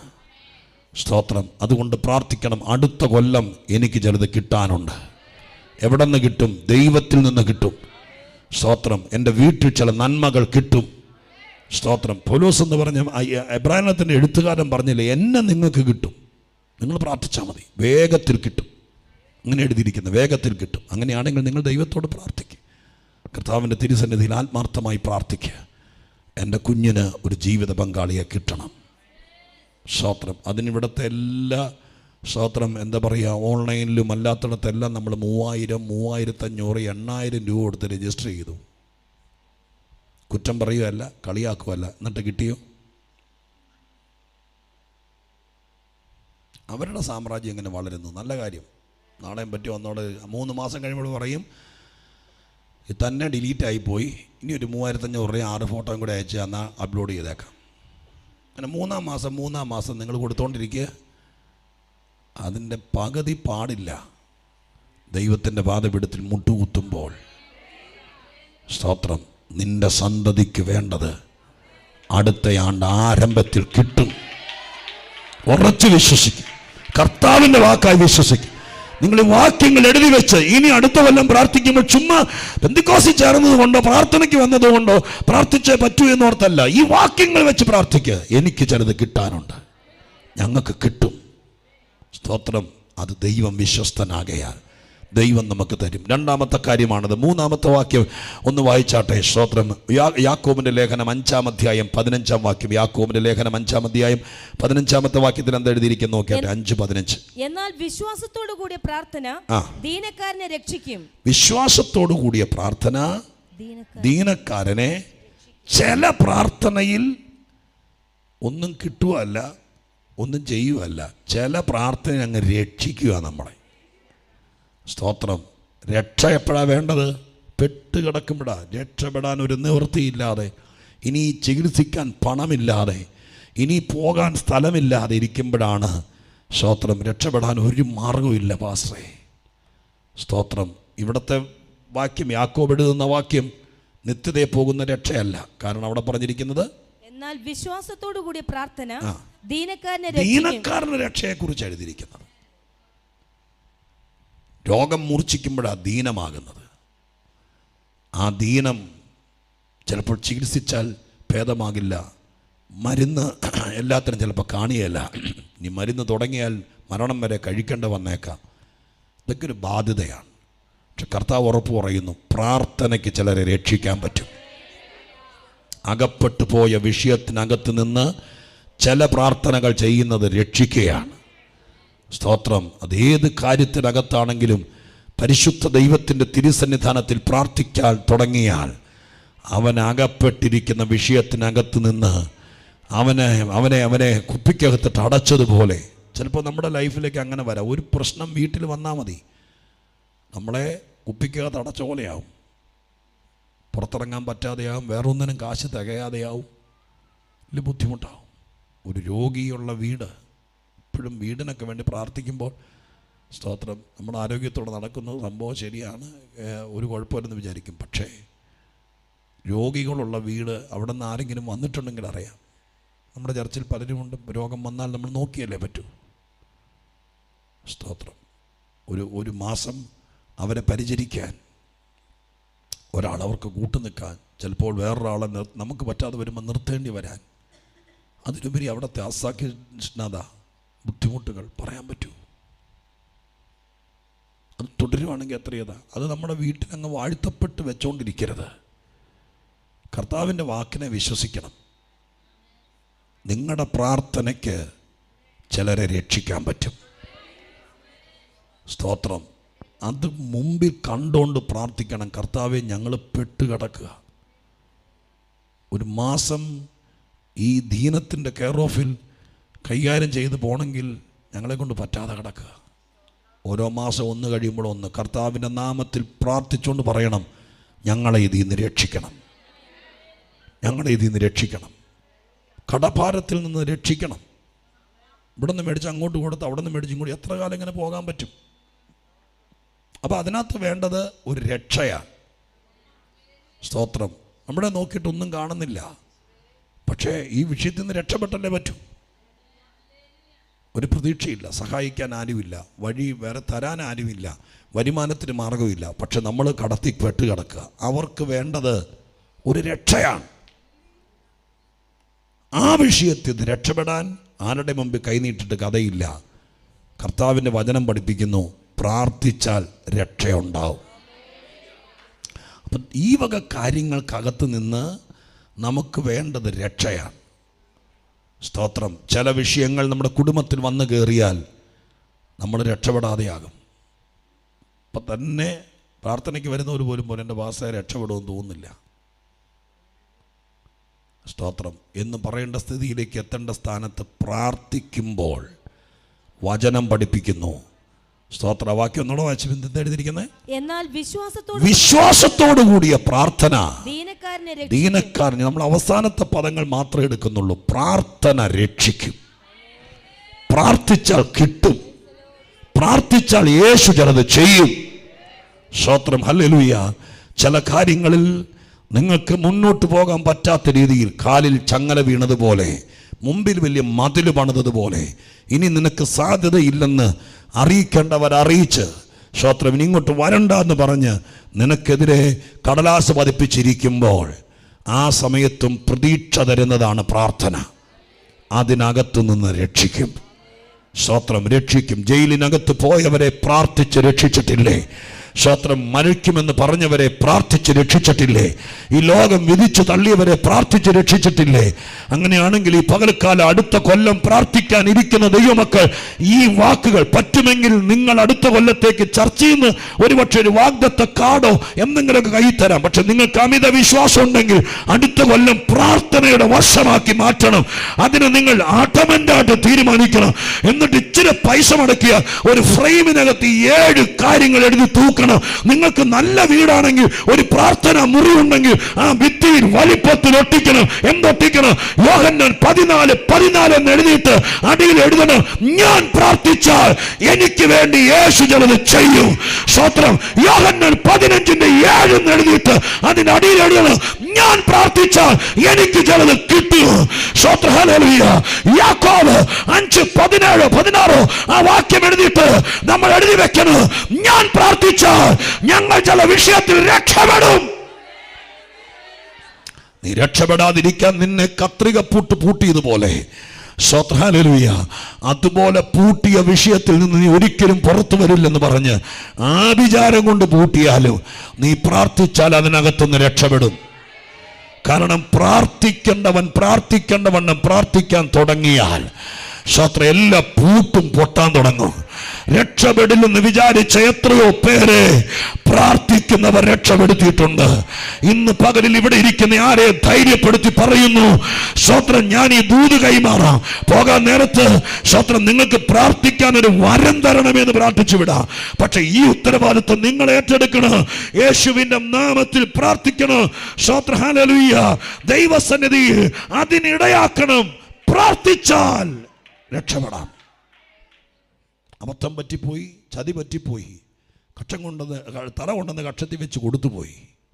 ഇനിയിപ്പോൾ എന്നാ ചെയ്യാൻ പറ്റുമെന്ന് ഓർത്ത് ഭാരപ്പെടുവാണെങ്കിൽ ഒരു വഴിയുണ്ട്, പ്രാർത്ഥിച്ചാൽ രക്ഷപ്പെടാം. സ്തോത്രം. വേറെ ആരെ കൊണ്ടെങ്കിലും പ്രാർത്ഥിപ്പിക്കുകയല്ല, പ്രാർത്ഥിച്ചാൽ രക്ഷപ്പെടാം. 4-ാമത്തെ കാര്യം, സങ്കീർത്തനങ്ങൾ 2:8 വാക്യം വായിച്ചേ. സങ്കീർത്തനങ്ങൾ 2:8 വായിച്ചേ. സങ്കീർത്തനം 2:8. 4-ാമത്തെ കാര്യം, പ്രാർത്ഥിച്ചാൽ 2:8 സങ്കീർത്തനം വായിച്ചേ. എന്നോട് ചോദിച്ചു കൊള്ളുക, ഞാൻ നിനക്ക് ജാതികളെ അവകാശമായും. സ്തോത്രം. നമുക്ക് അതിനകത്ത് നിന്ന് എടുക്കേണ്ട വാക്ക് എത്രയേ ഉള്ളൂ. എന്നോട് ചോദിക്കുക എന്ന് വെച്ചാൽ പ്രാർത്ഥിക്കുക. സ്തോത്രം. പ്രാർത്ഥിച്ചാൽ ചില അവകാശങ്ങൾ കിട്ടും.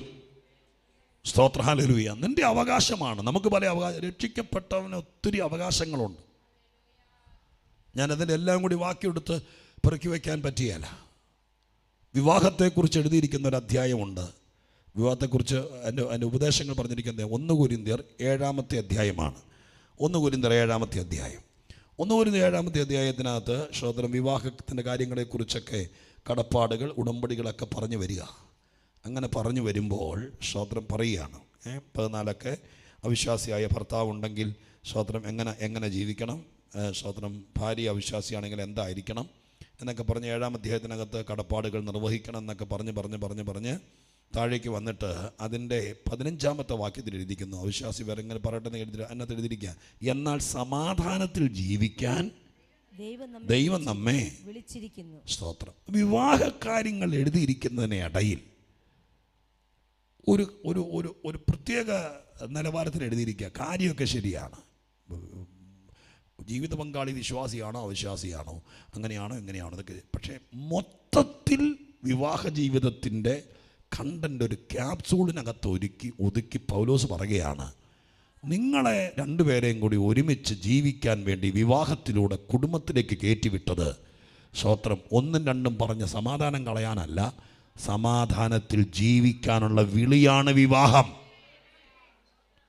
സ്തോത്രം. മനസ്സിലായോ? ആ വാക്യം വേണമെങ്കിൽ അടിവരയിട്ടോളണം. സ്തോത്രം. എല്ലാം നോക്കിയിരുന്നിട്ട് അവസാനം ഞാൻ അടിവരയിട്ട് തരുമെന്ന് വിചാരിക്കരുത്. സ്തോത്രം. ആ വാക്യമൊക്കെ വേദവസം കൊണ്ട് വന്നിരിക്കുന്നവർ, പ്രത്യേകിച്ച് കുടുംബജീവിതമൊക്കെ നയിക്കുന്ന ഒരു പുതിയ കുടുംബത്തിലുള്ളവരൊക്കെ, ചെറുപ്പക്കാരൊക്കെ വേണമെങ്കിൽ അടിവരയിട്ടോളണം. ഇത് പ്രശ്നങ്ങൾ വരുമ്പോൾ ഒറ്റയ്ക്കിരുന്ന് ദൈവസന്നിധിയിൽ സ്തോത്രം മാറിയിരുന്ന് കരഞ്ഞിട്ട് പറയണം, കർത്താവേ സ്തോത്രം. ഒരു കല്യാണത്തിനൊക്കെ ആശംസ പറയേണ്ടി വന്നാൽ സ്തോത്രം, ഒരവസരം കിട്ടിയാൽ പാഴാക്കരുത്. ഒരിക്കലും പറയുകയാണ്, ഗോസ്പൽ സെൻ്ററിൽ നിന്ന് വന്നിരിക്കുന്ന ആരെങ്കിലും ഒരാൾ ആശംസ പറയാമെന്ന് പറയുമ്പോഴത്തേക്കും പുറകിലത്തെ വാക്കുകൾ ഇറങ്ങി പോരുന്നത് ആണുങ്ങളെ പോലെ കയറി പറയണം. അപ്പോൾ ഇതൊക്കെ പിടിച്ചു വെക്കണം. ഇത്രയും പറഞ്ഞാൽ മതി. നീ വിവാഹിതരായ മക്കൾക്ക് വേണ്ടി ഞാനൊരു വാക്യം പറയാം. ധന്യനായ പൗലോസ് കൊരിന്ത്യർക്കെഴുതിയ ലേഖനത്തിനകത്ത് 7-ാം അധ്യായത്തിൻ്റെ 15-ാമത്തെ വാക്യത്തിൽ വിവാഹത്തിനെക്കുറിച്ച് ഇങ്ങനെ എഴുതിയിട്ടുണ്ട്. സമാധാനത്തിൽ ജീവിക്കാനുള്ളൊരു വിളിയാണ് വിശുദ്ധ വിവാഹം. നിങ്ങളുടെ രണ്ടിനോട് സമാധാനത്തോടെ ജീവിക്കണം. അതാണ് നിങ്ങളെ രണ്ടുപേരെയും കൂടി ഒരുമിച്ച് സ്തോത്രം ഒരു കുടുംബത്തിലേക്ക് ദൈവം കയറ്റിവിടുന്നത്, ദൈവം അനുവദിക്കുന്നത്. ഇത്രയും പേരെ സാക്ഷി നിർത്തിക്കൊണ്ട് നിങ്ങൾക്ക് ഈ ഭൂമിയിൽ 80 കൊല്ലം ഒന്നിച്ച് ജീവിക്കാൻ അവസരം കിട്ടിയാൽ അത് സമാധാനത്തിൻ്റെ ജീവിതമായിരിക്കട്ടെ എന്ന് ഞങ്ങൾ സഭയായിട്ട് ആശംസിക്കുന്നു എന്ന് പറഞ്ഞാൽ സ്തോത്രം മലയാളികൾ കൈയടിക്കുകയല്ല, അസൂയക്കാരാ. എന്തൊക്കെ ചെയ്താലും സ്തോത്രം എനിക്കൊത്തില്ലല്ലോ എന്ന് പറയും. ഇപ്പം ഇവിടെ തന്നെ പ്രാർത്ഥിക്കാൻ പറഞ്ഞാൽ ഇന്ന് തന്നെ കണ്ടില്ലേ, ആരും പ്രാർത്ഥിക്കുകയല്ല. അപ്പോൾ ആരും പ്രാർത്ഥിക്കാതിരിക്കുമ്പോൾ, ആരെങ്കിലും പ്രാർത്ഥിക്കുമ്പോൾ, അങ്ങേര് പ്രാർത്ഥിക്കുമ്പോൾ തെറ്റിപ്പോയാൽ ആ കുറ്റത്തിന് കമൻറ്റ് പറയും. അവൻ്റെ ചേട്ടന് പ്രാർത്ഥിക്കായിരുന്നല്ലോ. സ്തോത്രം, അത് നമ്മുടെ ഒരു ശീലമാണ്, നന്നാകാൻ പോകുന്നില്ല. പക്ഷെ എന്നാലും സ്തോത്രം അത്രയും പറഞ്ഞാൽ മതി. അപ്പോൾ കുടുംബജീവിതത്തെക്കുറിച്ച് എഴുതിയിരിക്കുന്നത് സ്തോത്രം അത് അവകാശമാണ് അല്ലേ? നേരാമണ്ണം ഒരു ജീവിതത്തിലേക്ക് വന്ന ഒരാളുടെ അവകാശമാണ്. ഞങ്ങൾക്ക് സമാധാനത്തോടെ ജീവിക്കണം. ഉണ്ട് കർത്താവിന് വേണ്ടി കാത്തിരുന്നു, മാതാപിതാക്കൾക്ക് കീഴ്പ്പെട്ടിരുന്നു. അങ്ങനെ വേദപുസ്തകത്തിൻ്റെ അടിസ്ഥാനത്തിനകത്ത് വിശുദ്ധ ബൈബിളിൽ ചേരുന്നത് പോലത്തെ ഒരു വിവാഹത്തിന് ഞങ്ങൾ തയ്യാറായി. സ്തോത്രം. അങ്ങനെയല്ലേ? എന്നെ കൊണ്ട് ഇങ്ങനെയൊക്കെ പറയിപ്പിക്കുന്നത് ദൈവം. കല്യാണം അല്ലെന്ന് എനിക്കറിയാം, പക്ഷെ എന്നാലും അങ്ങനെയൊക്കെ പറയിപ്പിക്കുന്നത് എന്താ? സ്തോത്രം. അപ്പം എന്താണെങ്കിലും അങ്ങനെ ദൈവത്തിനായി കാത്തിരുന്നു. ഞങ്ങളുടെ സഭ പ്രാർത്ഥിച്ചു, ഞങ്ങളുടെ മാതാപിതാക്കൾ പ്രാർത്ഥിച്ചു. അങ്ങനെ ഒരു പ്രപ്പോസൽ വന്നു. ആ പ്രപ്പോസലിൻ്റെ അടിസ്ഥാനത്തിൽ ദൈവമേ, വിശുദ്ധന്മാരുടെ കർത്താവിൻ്റെ പ്രതിനിധികളായിരിക്കുന്ന ശുശ്രൂഷകന്മാരുടെ ശുശ്രൂഷയാലും വചനത്തിൻ്റെ അകമ്പടിയാലും ഇത്രയും പേരെ സാക്ഷി നിർത്തി മാന്യമായി വിവാഹം നടന്നു. അങ്ങനെ നടന്നവരാണെങ്കിൽ നിങ്ങൾക്ക് ഈ വാക്യം വെച്ച് പറയാം, ഞങ്ങളെ പൂമ്പാറ്റ പോലെ പറന്നു നടന്ന് എന്നെ പിടിച്ച് സ്തോത്രം വെറുതെ കുരുക്കളി എന്നെ സമാധാനത്തിൽ ജീവിക്കാനാണ് ദൈവം ഇങ്ങനൊരു ബന്ധം തന്നത്. അത് നമ്മുടെ അവകാശമാണ്. ചില സമയത്ത് ഈ അവകാശങ്ങളിൽ ദുഷ്ടൻ്റെ ചെങ്കോല് വരും. ആ സമയത്ത് കുടുംബകോടതി പോവുകയല്ല, സ്തോത്ര കുടുംബയോഗക്കാരെ വിളിക്കുകയല്ല, കല്യാണം നടത്തിയവന് ഭീഷണിക്കത്തയക്കുകയല്ല. സ്തോത്രം. പിന്നെ എന്താ വേണ്ടത്? ആ സമയത്ത് ദൈവത്തിൻ്റെ സന്നിധിയിൽ പറയണം, എൻ്റെ അവകാശമാണ് എൻ്റെ കുടുംബം, എൻ്റെ അവകാശമാണ് എൻ്റെ തലമുറ, എൻ്റെ അവകാശമാണ് സമാധാനം. ഞാൻ ദൈവത്തിന് വേണ്ടി ജീവിക്കുന്നയാളാണ്. എൻ്റെ അവകാശത്തിന്റെ മേൽ ദുഷ്ടന്റെ ചെങ്കോൽ ഇരിക്കരുത്.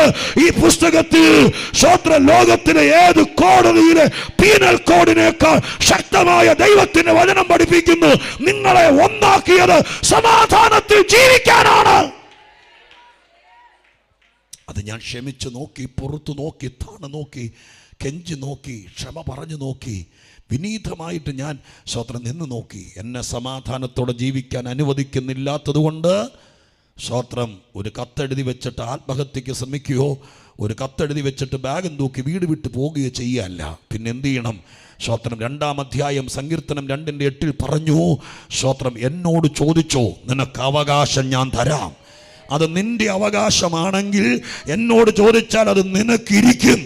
നിന്റെ അവകാശത്തിൽ കൈയിട്ട് വാരാൻ, നിന്റെ അവകാശത്തിൽ ചെങ്കോല് വെക്കാൻ, നിന്റെ അവകാശത്തെ സ്തോത്രം പിച്ചു ചീന്തി കളയാൻ, നിന്റെ അവകാശത്തെ സ്തോത്രം നശിപ്പിക്കാൻ, നിലത്തിട്ട് ചവിട്ടാൻ ഞാൻ സമ്മതിക്കില്ല. എന്നോട് ചോദിക്ക്, നിനക്ക് അവകാശം ഞാൻ തരാം. ഹല്ലേലൂയ. നിങ്ങളൊരു കർത്തൃവേലക്കാരനാണെങ്കിൽ എങ്ങനെയെങ്കിലും സഭയും കൊണ്ട് ജീവിക്കുകയല്ല. നിങ്ങളൊരു കർത്തൃവേലക്കാരനാണെങ്കിൽ ആത്മാക്കൾ അവൻ്റെ അവകാശമാണ്. അതല്ല 2:8 പറഞ്ഞ് എന്നോട് ചോദിക്ക്, ജാതികളെ ഞാൻ അവകാശമാണ്. പഴയ നിയമ പശ്ചാത്തലമാണ്. പുതിയ നിയമത്തിന്റെ ചിന്തയിൽ എന്തെഴുതിയിരിക്കുന്നത്? സ്തോത്രം. എനിക്ക് കർത്താവ് എന്നെ വേലയ്ക്ക് വിളിച്ചു, എന്നെ ജോലി റിസൈൻ ചെയ്യാൻ പറഞ്ഞു, എന്നെ വേറൊരു പരിപാടിക്ക് വിടാതെയായി. ഞാൻ 2-3 കൊല്ലം തിരുവചനം പഠിച്ചു, എനിക്കൊരു പാസ്റ്റർ മിനിസ്ട്രി ഉണ്ടെന്നറിയാം. കർത്താവിനെ ഇവിടെ നിൽക്കുക. ഒരു പാസ്റ്ററുടെ അവകാശമാണ്, ഒരു സഭാ ശുശ്രൂഷകന്റെ അവകാശമാണ് ആത്മാക്കൾ. ആണോ അല്ലയോ? നിങ്ങളാരും സഭാശുശ്രൂഷകർ അല്ലല്ലോ. സ്തോത്രം. ഒരു സഭയുടെ അവകാശമാണ്. ഇവിടെ കർത്താവിൻ്റെ നിർണയപ്രകാരം ദൈവം ഒരു ചർച്ച് തുടങ്ങിയാൽ ആ സഭയുടെ ഉദ്ദേശം സ്തോത്രം ഹല്ലേലൂയ ആത്മാക്കളെ നേടുക എന്നുള്ളതാണ്. അപ്പം അവകാശമാണ് ആത്മാക്കൾ. അത് വിട്ടുതരത്തില്ലെന്ന് ദേശത്ത് വ്യാപരിക്കുന്ന ദേശാധിപത്യ ശക്തികൾ ഒന്നിച്ചു നിന്ന് ഇവിടെ കണ്ണുകൊണ്ട് കാണാൻ കഴിയാതെ ആത്മാക്കളെ വിടാതെ ഇവിടെ മതില് കെട്ടിയാലും മുഴങ്കാലും മേലിരുന്ന് സഭ പ്രാർത്ഥിക്കാൻ തുടങ്ങുമ്പോൾ ആത്മാക്കൾ അവകാശമാണെങ്കിൽ സുവിശേഷം പറയാൻ തുടങ്ങിയാൽ നീ പോകുന്ന വഴിക്ക് നിന്റെ വസ്ത്രാഗ്രത്തിൽ പിടിച്ചുകൊണ്ട് ജാതികൾ ആരാധിക്കാൻ വരും. കാരണം എന്നോട് ചോദിക്ക, ഞാൻ ആത്മാക്കളെ തരാം. നീ ഒരു ദൈവദാസനാണ്, നിന്റെ അവകാശമാണത്. അല്ലെങ്കിൽ നിന്നെ വല്ല കമ്പനിക്ക് കൊടുത്തേനെ, ജോലിക്ക്. സ്വത്രം വിദ്യാഭ്യാസം കഴിവില്ലേ, അതിന് ദൈവം സമ്മതിക്കാതെ നിന്നെ എൻ്റെ ദാസനാക്കിയത് ചില അവകാശങ്ങളെ പിടിച്ചെടുക്കാനാണ്. എൻ്റെ അവകാശമാണത്, അത് വിട്ടു തന്നേ പറ്റൂ. അതിൻ്റെ മാർഗം മറ്റൊന്നുമല്ല, പ്രാർത്ഥനയാണ്. അപ്പോൾ സ്തോത്രം, കുടുംബത്തിലാകട്ടെ സഭയ്ക്കകത്താകട്ടെ, സ്തോത്രം ഹല്ലേലൂയ, വ്യാഖ്യാനത്തിലൂടെയാണെങ്കിലും കർത്തൃദാസന്മാർ, പഴയ കർത്തൃദാസന്മാർ അനുഭവിച്ചവർ പറഞ്ഞു കേട്ടിട്ടുണ്ട്, രോഗസൗഖ്യം മക്കളുടെ അവകാശമാണ്. അതിന് സാധാരണ പറയാനുള്ളൊരു വ്യാഖ്യാനമാണ് കേട്ടോ. സ്തോത്രം, തിരുത്താണെന്ന് പോകണ്ട. ദൈവശാസ്ത്രപരമായിട്ട് നോക്കിയാൽ ചിലപ്പോൾ അതൊന്നും ചിലപ്പോൾ ന്യായം അത് ശരിയായിരിക്കില്ല. എങ്കിലും അവർ പഴയ അപ്പച്ചന്മാർ പറഞ്ഞുകൊണ്ടിരുന്നത് ഇങ്ങനെയാണ്. കനാന്യ സ്ത്രീ എന്ന് യേശുവിൻ്റെ അടുക്കൽ ചെന്ന് മകൾക്ക് ഭൂതോപദ്രവം ബാധിച്ച് സ്തോത്രം അലഞ്ഞു നടക്കുന്ന സമയത്ത് ആ സ്ത്രീ ചെന്നിട്ട് ചോദിച്ചു, എൻ്റെ കുഞ്ഞിന് ഒരു ദിവസമെങ്കിലും എന്നെ അമ്മയെന്ന്, ഈ ഭൂതം ബാധിച്ചാൽ മാനസിക തലം വന്നാൽ അമ്മയായിട്ട് കാണാൻ പറ്റുമോ? സ്വന്തം പേര് പോലും പറയാൻ പറ്റുകയില്ല. അപ്പോൾ അമ്മയുടെ ഹൃദയത്തിനകത്ത് യേശുവിൻ്റെ അടുക്കൽ ചെന്ന് പറഞ്ഞ്, എൻ്റെ കുഞ്ഞ് ഒരു ദിവസമെങ്കിലും വസ്ത്രം ധരിച്ച് തലമുടി ചെയ്യുകയും അവൾ പല്ലും തേച്ച് മുഖം കഴുകിയിരുന്ന് എന്നെ അമ്മയാണെന്ന് വിളിക്കുന്ന അവളെയും കൊണ്ട് ഒരു ദിവസം പ്രാർത്ഥനയ്ക്ക് പോകുക, അത്രയും മതി. ആ ഭൂതോപദ്രവം കഠിനമായിരിക്കുന്നു എന്ന് പറഞ്ഞപ്പോൾ യേശു പറഞ്ഞ മറുപടി, മക്കളുടെ അപ്പമെടുത്ത് നായ്ക്കുട്ടികൾക്ക്. ആ വാക്യം വെച്ചുകൊണ്ട് കാരണവന്മാർ അല്ലെങ്കിൽ പ്രായമുള്ളവർ വ്യാഖ്യാനിച്ചിട്ടുണ്ട്. സ്തോത്രം, ഇവിടെ അവൾ ചോദിച്ചു വന്നത് കൊച്ചിന് ഒരു നേരത്തെ ആഹാരമല്ല, ഉടുതുണിയല്ല, അവിടെ മനസ്സിൻ്റെ താളം തെറ്റിക്കിടക്കുക. അതൊരു സൗഖ്യമാണ്. ആ സൗഖ്യമാണ് അപ്പമായി ചിത്രീകരിക്കുന്നതെന്ന്. അങ്ങനെയാണെങ്കിൽ സ്തോത്രം ഹല്ലേലൂയ, മക്കളുടെ അവകാശമാണ് സൗഖ്യമെന്ന്. യേശുവിൻ്റെ നാമത്തിൽ നിന്ന് പകൽക്കാലം നിനക്ക് വിശ്വസിക്കാമോ? ഞാൻ സൗഖ്യദായകന്റെ മകളാണ്, ഞാൻ സൗഖ്യദായകന്റെ മകനാണ്. ആ അപ്പന്റെ മോനായിരിക്കയാൽ ആ അടിപ്പിണറിനകത്ത് എൻ്റെ വിടുതൽ കിടക്കുന്നുണ്ട്. അതുകൊണ്ട് എൻ്റെ അവകാശമാണത്. അത് കിട്ടണമെങ്കിൽ പ്രാർത്ഥിക്കണം. ഞാൻ തുടക്കത്തിൽ പറഞ്ഞല്ലോ, ചിലപ്പോൾ പാവിരിക്കുമ്പോഴേ അത് കിട്ടും, ചിലപ്പോൾ കുറച്ച് നാളുകൾ തുടരെ പ്രാർത്ഥിക്കണം. അപ്പം നമ്മൾ പറയണം, എൻ്റെ കർത്താവെ, ഇത് കർത്താവിൽ നിന്ന് കിട്ടുവോളം ഞാനിത് പ്രാർത്ഥിച്ചുകൊണ്ടിരിക്കും. അതിനും കർത്താവ് എന്താ പറഞ്ഞത്? സ്വസ്ഥത കിട്ടുവോളം, പ്രശംസാവിഷയമാക്കുവോളം നീ സ്വസ്ഥത കൊടുക്കാതെ പ്രാർത്ഥിക്കണം. നാലാമത്തെ കാര്യമാണ്, പ്രാർത്ഥിച്ചാൽ അവകാശമാക്കി തരാം. സ്തോത്രം, ലൂക്കോസിന്റെ സുവിശേഷം 21:36, അഞ്ചാമത്തെ കാര്യം. 5, 6, 7 വേഗത്തിൽ പറഞ്ഞ് നിങ്ങൾ പ്രാർത്ഥിച്ചു വിടാം. സ്തോത്രം, ലൂക്കോസ് 21:36 എന്താ എഴുതിയിരിക്കുന്ന? 21:36 വായിച്ചേ. ലൂക്കോസ് 21:36. ആകയാൽ ഈ സംഭവിപ്പാനിരിക്കുന്ന എല്ലാറ്റിനും ഒഴിഞ്ഞു പോകുവാനും മനുഷ്യപുത്രന്റെ മുമ്പിൽ നിൽക്കാൻ നിങ്ങൾ പ്രാപ്തരാകാനും സദാകാലം ഉണർന്നും പ്രാർത്ഥിച്ചും കൊണ്ടിരിപ്പീൻ. സ്തോത്രം, ഹല്ലേലൂയ. സദാകാലം നിങ്ങൾ ഉണർന്നും പ്രാർത്ഥിച്ചും കൊണ്ടിരിപ്പീൻ. ആ വാക്യത്തിനകത്ത് രണ്ട് കാര്യങ്ങൾ കിടക്കുന്നുണ്ട്. സ്തോത്രം, ഹല്ലേലൂയ. സ്തോത്രം, ഹല്ലേലൂയ. നോക്കണേ, ആ വാക്യം ഇങ്ങനെയാണ്, ആകയാൽ ഈ സംഭവിപ്പാനുള്ള എല്ലാറ്റീന്നും ഒഴിഞ്ഞു പോകാൻ. ആദ്യത്തത്, നീ ഉണർന്ന് പ്രാർത്ഥിച്ചാൽ സംഭവിപ്പാനിരിക്കുന്ന വിഷയത്തിൽ നിന്നും നീ ഒഴിഞ്ഞു പോകുന്ന വാക്യം. അങ്ങനെയല്ലേ വാക്യം? നോക്കി, സംഭവിപ്പാനിരിക്കുന്ന എല്ലാം ഒഴിഞ്ഞു പോകാനെന്നല്ല, എല്ലാറ്റീന്നും അർത്ഥം മാറും. സ്തോത്രം. ഇന്ന് മഴ പെയ്യണമെന്നും ഇടിവെട്ടണമെന്നും കൊല്ലിയാൻ ശക്തമായിട്ട് വരണമെന്നും ആ കൊല്ലിയാൻ ശക്തിയായിട്ട് വന്നാൽ എവിടെയെങ്കിലും ചെന്ന് തട്ടണമെന്നുള്ളത് സംഭവിക്കാനുള്ളതാണ്. നമ്മളെല്ലാം കൂടി പ്രാർത്ഥിച്ചാൽ ചിലപ്പോൾ മഴ മാറിയെന്നിരിക്കുകയല്ല, മഴ പെയ്യും, ഇടിയും വെട്ടും, കൊല്ലിയാനും വെട്ടും. പക്ഷേ അത് നിന്റെ പെരക്കകത്ത് ഇടിക്കാതിരിക്കാൻ, അത് അതിൽ നിന്ന് ഒഴിഞ്ഞു മാറാൻ, മഴയുടെ പണി ചെയ്യും, ഇടിയുടെ പണി ചെയ്യും, പക്ഷെ നീ അതിൽ പെടരുത്. പ്രാർത്ഥിച്ചാൽ അതിൽ നിന്ന് നീ ഒഴിവാകും, നിന്റെ സന്തതി ഒഴിവാകും, നിന്റെ കുടുംബം ഒഴിവാകും. അന്ത്യകാലത്ത് സംഭവിക്കേണ്ട കാര്യങ്ങളൊക്കെ സംഭവിച്ചേ പറ്റൂ, അല്ലേ? സ്തോത്രം. യേശുക്രിസ്തു പറഞ്ഞിട്ട് പോയി, അന്ത്യകാലത്ത് യുദ്ധങ്ങൾ ഉണ്ടാകും, രാജ്യം രാജ്യത്തോട് എതിർക്കും. നമ്മളെല്ലാവരും കൂടി അങ്ങ് പ്രാർത്ഥിക്കുകയാണ്, ദൈവമേ യുദ്ധം ഉണ്ടാകരുത്. നടക്കുമോ? അത് ഉണ്ടായേ പറ്റൂ. അന്ത്യകാല ലക്ഷണമാണ് യുദ്ധം. അത് ചിലപ്പോൾ ഇസ്രായേലിലുണ്ടാവും, ചിലപ്പോൾ സ്തോത്രം അമേരിക്കയിലുണ്ടാവും, ചിലപ്പോൾ ഇറാഖിലുണ്ടാവും. അത് ഉണ്ടായേ പറ്റൂ. അപ്പോൾ നമ്മളങ്ങ് സ്തോത്രം ഉപവാസം എടുക്കുക, സ്റ്റേഡിയം വാടകയ്ക്ക് എടുത്ത്, എങ്ങ് യുദ്ധം നടക്കരുത്. നടക്കുമോ? അത് സംഭവിച്ചേ പറ്റൂ. എന്നാൽ പിന്നെ പ്രാർത്ഥിക്കേണ്ട ഭാഷ നടക്കട്ടെ, ചാവട്ടെ എല്ലാം കൂടി, അതാണോ? അതല്ല. പിന്നെ എന്തിനാ നീ പ്രാർത്ഥിച്ചാൽ നിന്റെ പെരയ്ക്കകത്ത് ബോംബ് വീഴുകയല്ല. അതാ എൻ്റെ അർത്ഥം. ചിലത് നടന്നേ പറ്റൂ. അന്ത്യകാലത്ത് 19 കൂട്ടം കാര്യങ്ങൾ തിമോഥെയോസിന്റെ ലേഖനത്തിലുണ്ട്. ചിലർ വമ്പ് പറയുന്നവരാകും, ചിലർ സ്വസ്നേഹികളാകും. സ്തോത്രം. ഇങ്ങനെ ലിസ്റ്റിട്ടിരിക്കുക. സ്തോത്രം. സ്നേഹമില്ലാത്തവരാകും. ഇനി എന്തെല്ലാം കാര്യങ്ങളാ. ഇതെല്ലാം കൂടി ചേർന്നുകൊണ്ട് തിമോഥെയോസിന്റെ ലേഖനം നമ്മൾ സ്തോത്രം വലിയ അക്ഷരത്തിൽ എഴുതി വെച്ചിട്ട് ഇവിടുത്തെ സഭയെല്ലാം കൂടി നടക്കല്ലേ എന്ന് പറഞ്ഞാൽ കർത്താവ് തലക്കെട്ടടിച്ചിട്ട് പറയും, എഴുന്നേറ്റ് പോടാന്ന് പറയും. കാരണം നടക്കാൻ വേണ്ടിയല്ലേ എഴുതി വെച്ചത്. ഇത് അന്ത്യകാലത്ത് നടന്നേ പറ്റൂ. സ്തോത്രം. നടന്നേ പറ്റൂ. എന്നാ പിന്നെ പ്രാർത്ഥിക്കുന്നില്ല, കട്ടയം പടയം മടക്കിയേക്കാം. നേരേശു പറഞ്ഞു, അന്ന് അനുഭവിച്ച അമ്മയും മക്കളും കൂടെ. പിന്നെ എന്നതിന് പ്രാർത്ഥിക്കുക, എടാ അങ്ങനെ ഒരു കാര്യം വന്നാൽ നിന്റെ വീട്ടിൽ ഇത് ബാധിക്കാതിരിക്കാൻ ഈ ലോകത്തിലും ഇവിടത്തെ സകല സഭകളിലും സ്നേഹം തണുത്തു പോകുമ്പോൾ, സ്വസ്നേഹികൾ ഉണ്ടാകുമ്പോൾ, നിന്റെ സഭയ്ക്കകത്ത് ഉണ്ടാകാതിരിക്കാൻ, അതിൽ നിന്ന് നിന്റെ സഭ ഒഴിഞ്ഞു പോകാൻ നീ ഉണർന്ന് പ്രാർത്ഥിച്ചാൽ അത് നിന്റെ സഭയിൽ നടക്കില്ല. അവിടെ ദൈവം പ്രത്യേക സംരക്ഷണ തരും. ഹല്ലേലൂയ. ദുരാനുഗ്രഹികൾ. സ്തോത്രം. എന്തൊക്കെ ടൈപ്പ് ആൾക്കാരവിടെ. ഇവരുണ്ടായേ പറ്റൂ. എങ്കിലേ അന്ത്യകാലാവുള്ളൂ. ഭൂകമ്പങ്ങൾ ഉണ്ടായേ പറ്റൂ. എങ്കിലേ അന്ത്യകാലാവുള്ളൂ. അതൊന്നും നടക്കാതിരിക്കാൻ പറ്റിയല്ല.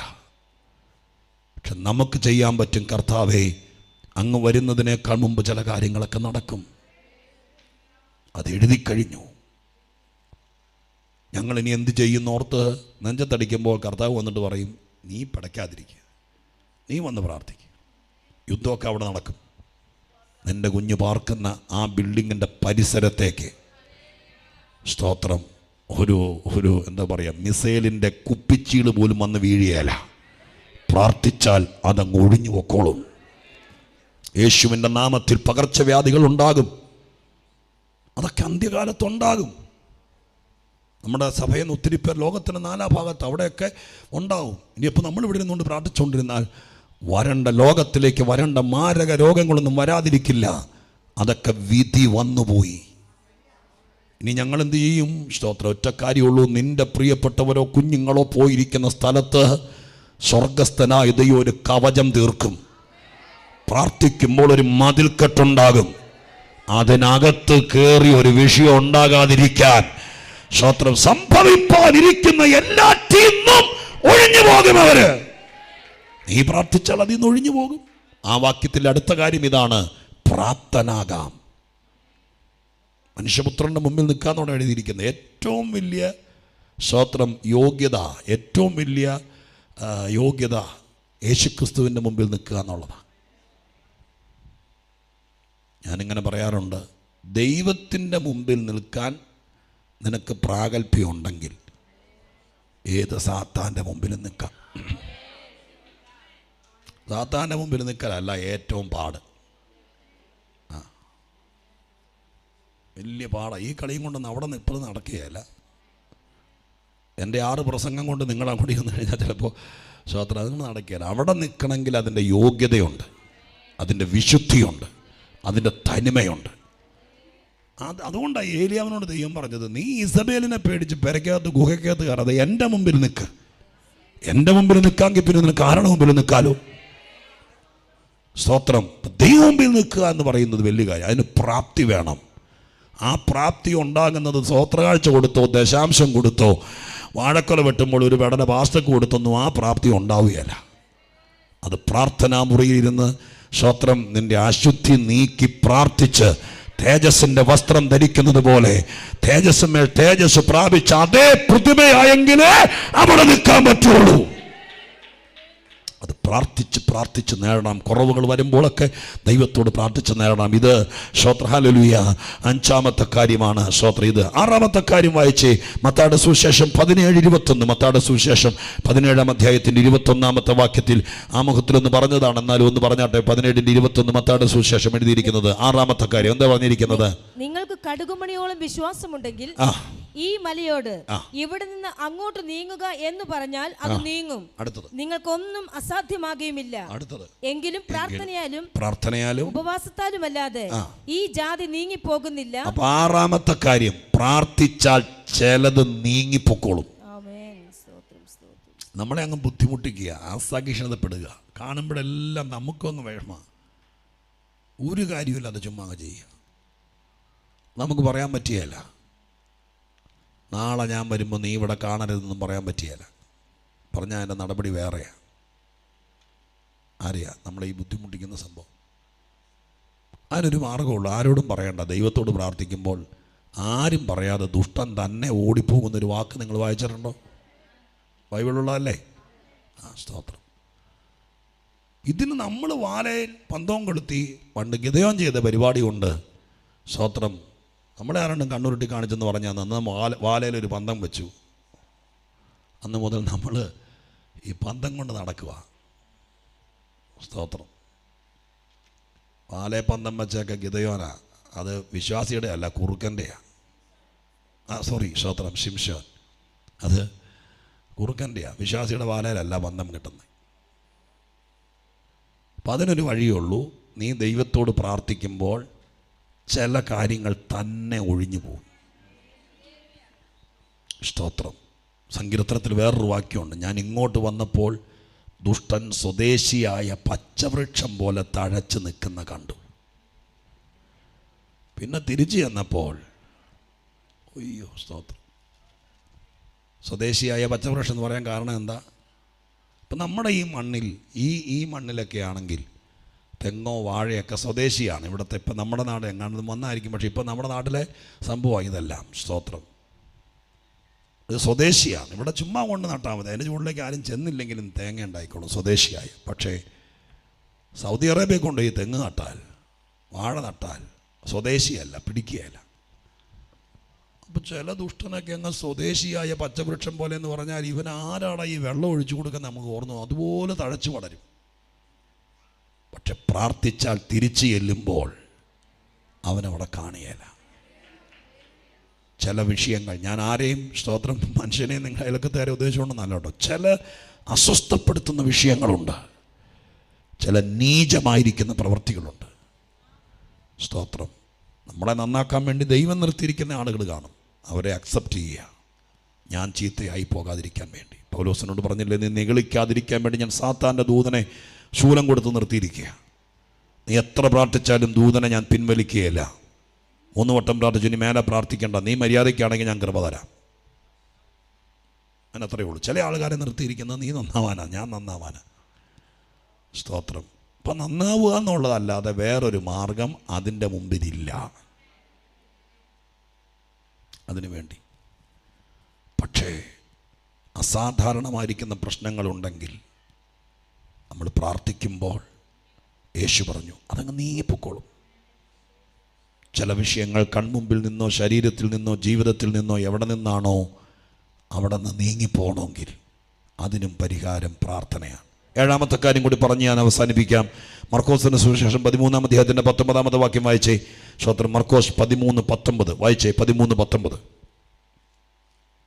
ആ നാളുകൾ ദൈവം സൃഷ്ടിച്ച സൃഷ്ടിയുടെ ആരംഭം മുതൽ ഇന്ന് വരെ സംഭവിച്ചിട്ടില്ലാത്തതും ഇനിമേൽ സംഭവിക്കാത്തതും ആയ കഷ്ടകാലമാകും. അടുത്തത്, കർത്താവ് ആ നാളുകളെ ചുരുക്കിയിട്ടില്ല എങ്കിൽ ഒരു ജഡവും രക്ഷിക്കപ്പെടുകയില്ല. അടുത്തത്, താൻ തിരഞ്ഞെടുത്ത വൃദ്ധന്മാർ നിമിത്തമോ അവൻ ആ നാളുകളെ ചുരുക്കിയിരിക്കുന്നു. എഴുതിയിരിക്കുന്ന വാക്യതാണ്, താൻ തിരഞ്ഞെടുത്ത വൃദ്ധന്മാർ നിമിത്തം. എന്ന് പറയുമ്പോൾ അവർ ദൈവസന്നിധിയിൽ ജാഗരിക്കുകയും പ്രാർത്ഥിക്കുകയും ചെയ്യുന്നത് വ്രതൻ്റെ പരിപാടിയാണ്. അവർ നിമിത്തം നീണ്ടു നിൽക്കേണ്ട ചില കലാപങ്ങൾ, ചില വിഷയങ്ങൾ ചുരുങ്ങും. പല നമ്മുടെയൊക്കെ ജീവിതത്തിനകത്ത് വന്ന് വീഴുന്ന പല അസ്വസ്ഥതകളും പിശാച് പ്ലാൻ ചെയ്തത് ഒരു 3 തലമുറ അനുഭവിക്കട്ടെ എന്ന് വിചാരിച്ചു. ഉദാഹരണം പറയാം, ഒരു 3 തലമുറ. ചിലപ്പോഴൊക്കെ ചില ആളുകളൊക്കെ പ്രവചിക്കുമ്പോഴൊക്കെ പറഞ്ഞു കേട്ടിട്ടില്ലേ, ചിലതൊക്കെ ശരിയായിരിക്കും. സ്തോത്രം. അത് കേൾക്കുമ്പോൾ നമുക്കൊരു സംഭവമില്ലേ, നമ്മൾ ആപ്പാടെ അയ്യോ എൻ്റെ പാസ്റ്ററേ ഇന്നൊരു ദൂത് പറഞ്ഞു, ചുമ്മാ അതാണോ എൻ്റെ അച്ഛൻ എങ്ങനെയായിരിക്കുന്നത്? കാരണം എന്താ, 3 തലമുറയെന്നാണ് പറഞ്ഞേ. ചിലപ്പോൾ അത്ര ആയിരിക്കും, 3 തലമുറ ഗതി പിടിക്കരുത് എന്ന രീതിയിലായിരിക്കും സാത്താൻ ചില സംഭവങ്ങൾ കൊണ്ടുവന്ന് വിതച്ചത്. നമ്മൾ മിണ്ടാതെ അറിയാതെ നമുക്ക് ബോധിച്ചതുപോലെ ജീവിച്ചാൽ 3 തലമുറ ഇങ്ങനെ വലിയാം. പക്ഷെ ദൈവത്തിൻ്റെ വൃദ്ധനായിരുന്ന് പ്രാർത്ഥിച്ചാൽ നിന്റെ തലമുറയിൽ ആ വിഷയം തീരും. അടുത്ത തലമുറയിൽ അപ്പൻ്റെ കാലത്ത് തുടങ്ങിയതായിരിക്കും ആ വിഷയം. ഇപ്പം നീ വൃദ്ധനായി, നീ അടുത്ത തലമുറയിലേക്ക് കയറാതിരിക്കണമെങ്കിൽ നീ ദൈവത്തോട് പ്രാർത്ഥിക്കുമ്പോൾ നീ സഹിച്ചത്, നീ നേരിട്ടത്, നീ അനുഭവിച്ചത് നിന്റെ പെൺകുഞ്ഞ് അനുഭവിക്കരുത്. ശത്രു തലേ കൈവച്ച് പ്രാഗിയത് നിന്റെ അമ്മയ്ക്ക് പറ്റിയത് നിനക്കും പറ്റൂടിയെന്നായിരിക്കും. സ്തോത്രം. പേടിക്കൊന്നും വേണ്ട, എൻ്റെ രീതി ഇതായതിൻ്റെ പേര് ഞാൻ എല്ലാം കൂടി വാരി അങ്ങിടുന്നുള്ളൂ. സ്തോത്രം. മനസ്സിലായോ? അത് കാര്യം മനസ്സിലാക്കാൻ വേണ്ടി നിനക്ക് അങ്ങനെ ആയിരിക്കും പറഞ്ഞത്. അത് നിനക്ക്, പക്ഷേ അത് കേട്ട് ഞെട്ടരുത്, അത് കൂടെ കൂടെ പറഞ്ഞുകൊണ്ട് നടക്കരുത്. തിരിച്ച് വീട്ടിലേക്ക് വന്നിട്ട് ദൈവത്തോട് പറയണം, ഞാനൊരു വ്രതനാണ്. സ്തോത്രം. വേണമെങ്കിൽ എങ്ങനെയും പോകാം, പക്ഷെ എൻ്റെ ദൈവത്തെ എനിക്ക് ഭയമാണ്. അങ്ങില്ലാതെ എനിക്കൊരു ജീവിതമില്ല.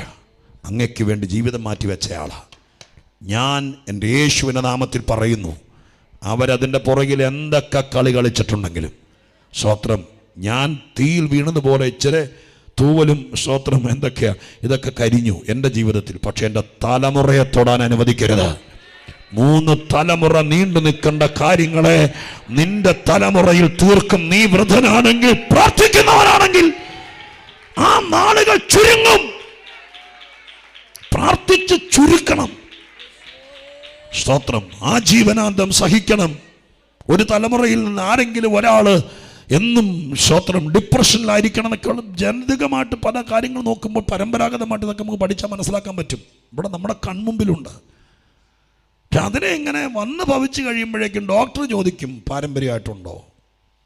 സ്തോത്രം. ഷുഗറാണെന്ന് പറഞ്ഞ് എന്നാ ഡോക്ടർ ചോദിക്കും, ഗ്രാൻഡ് ഫാദർ ഉണ്ടോ? ഇല്ല.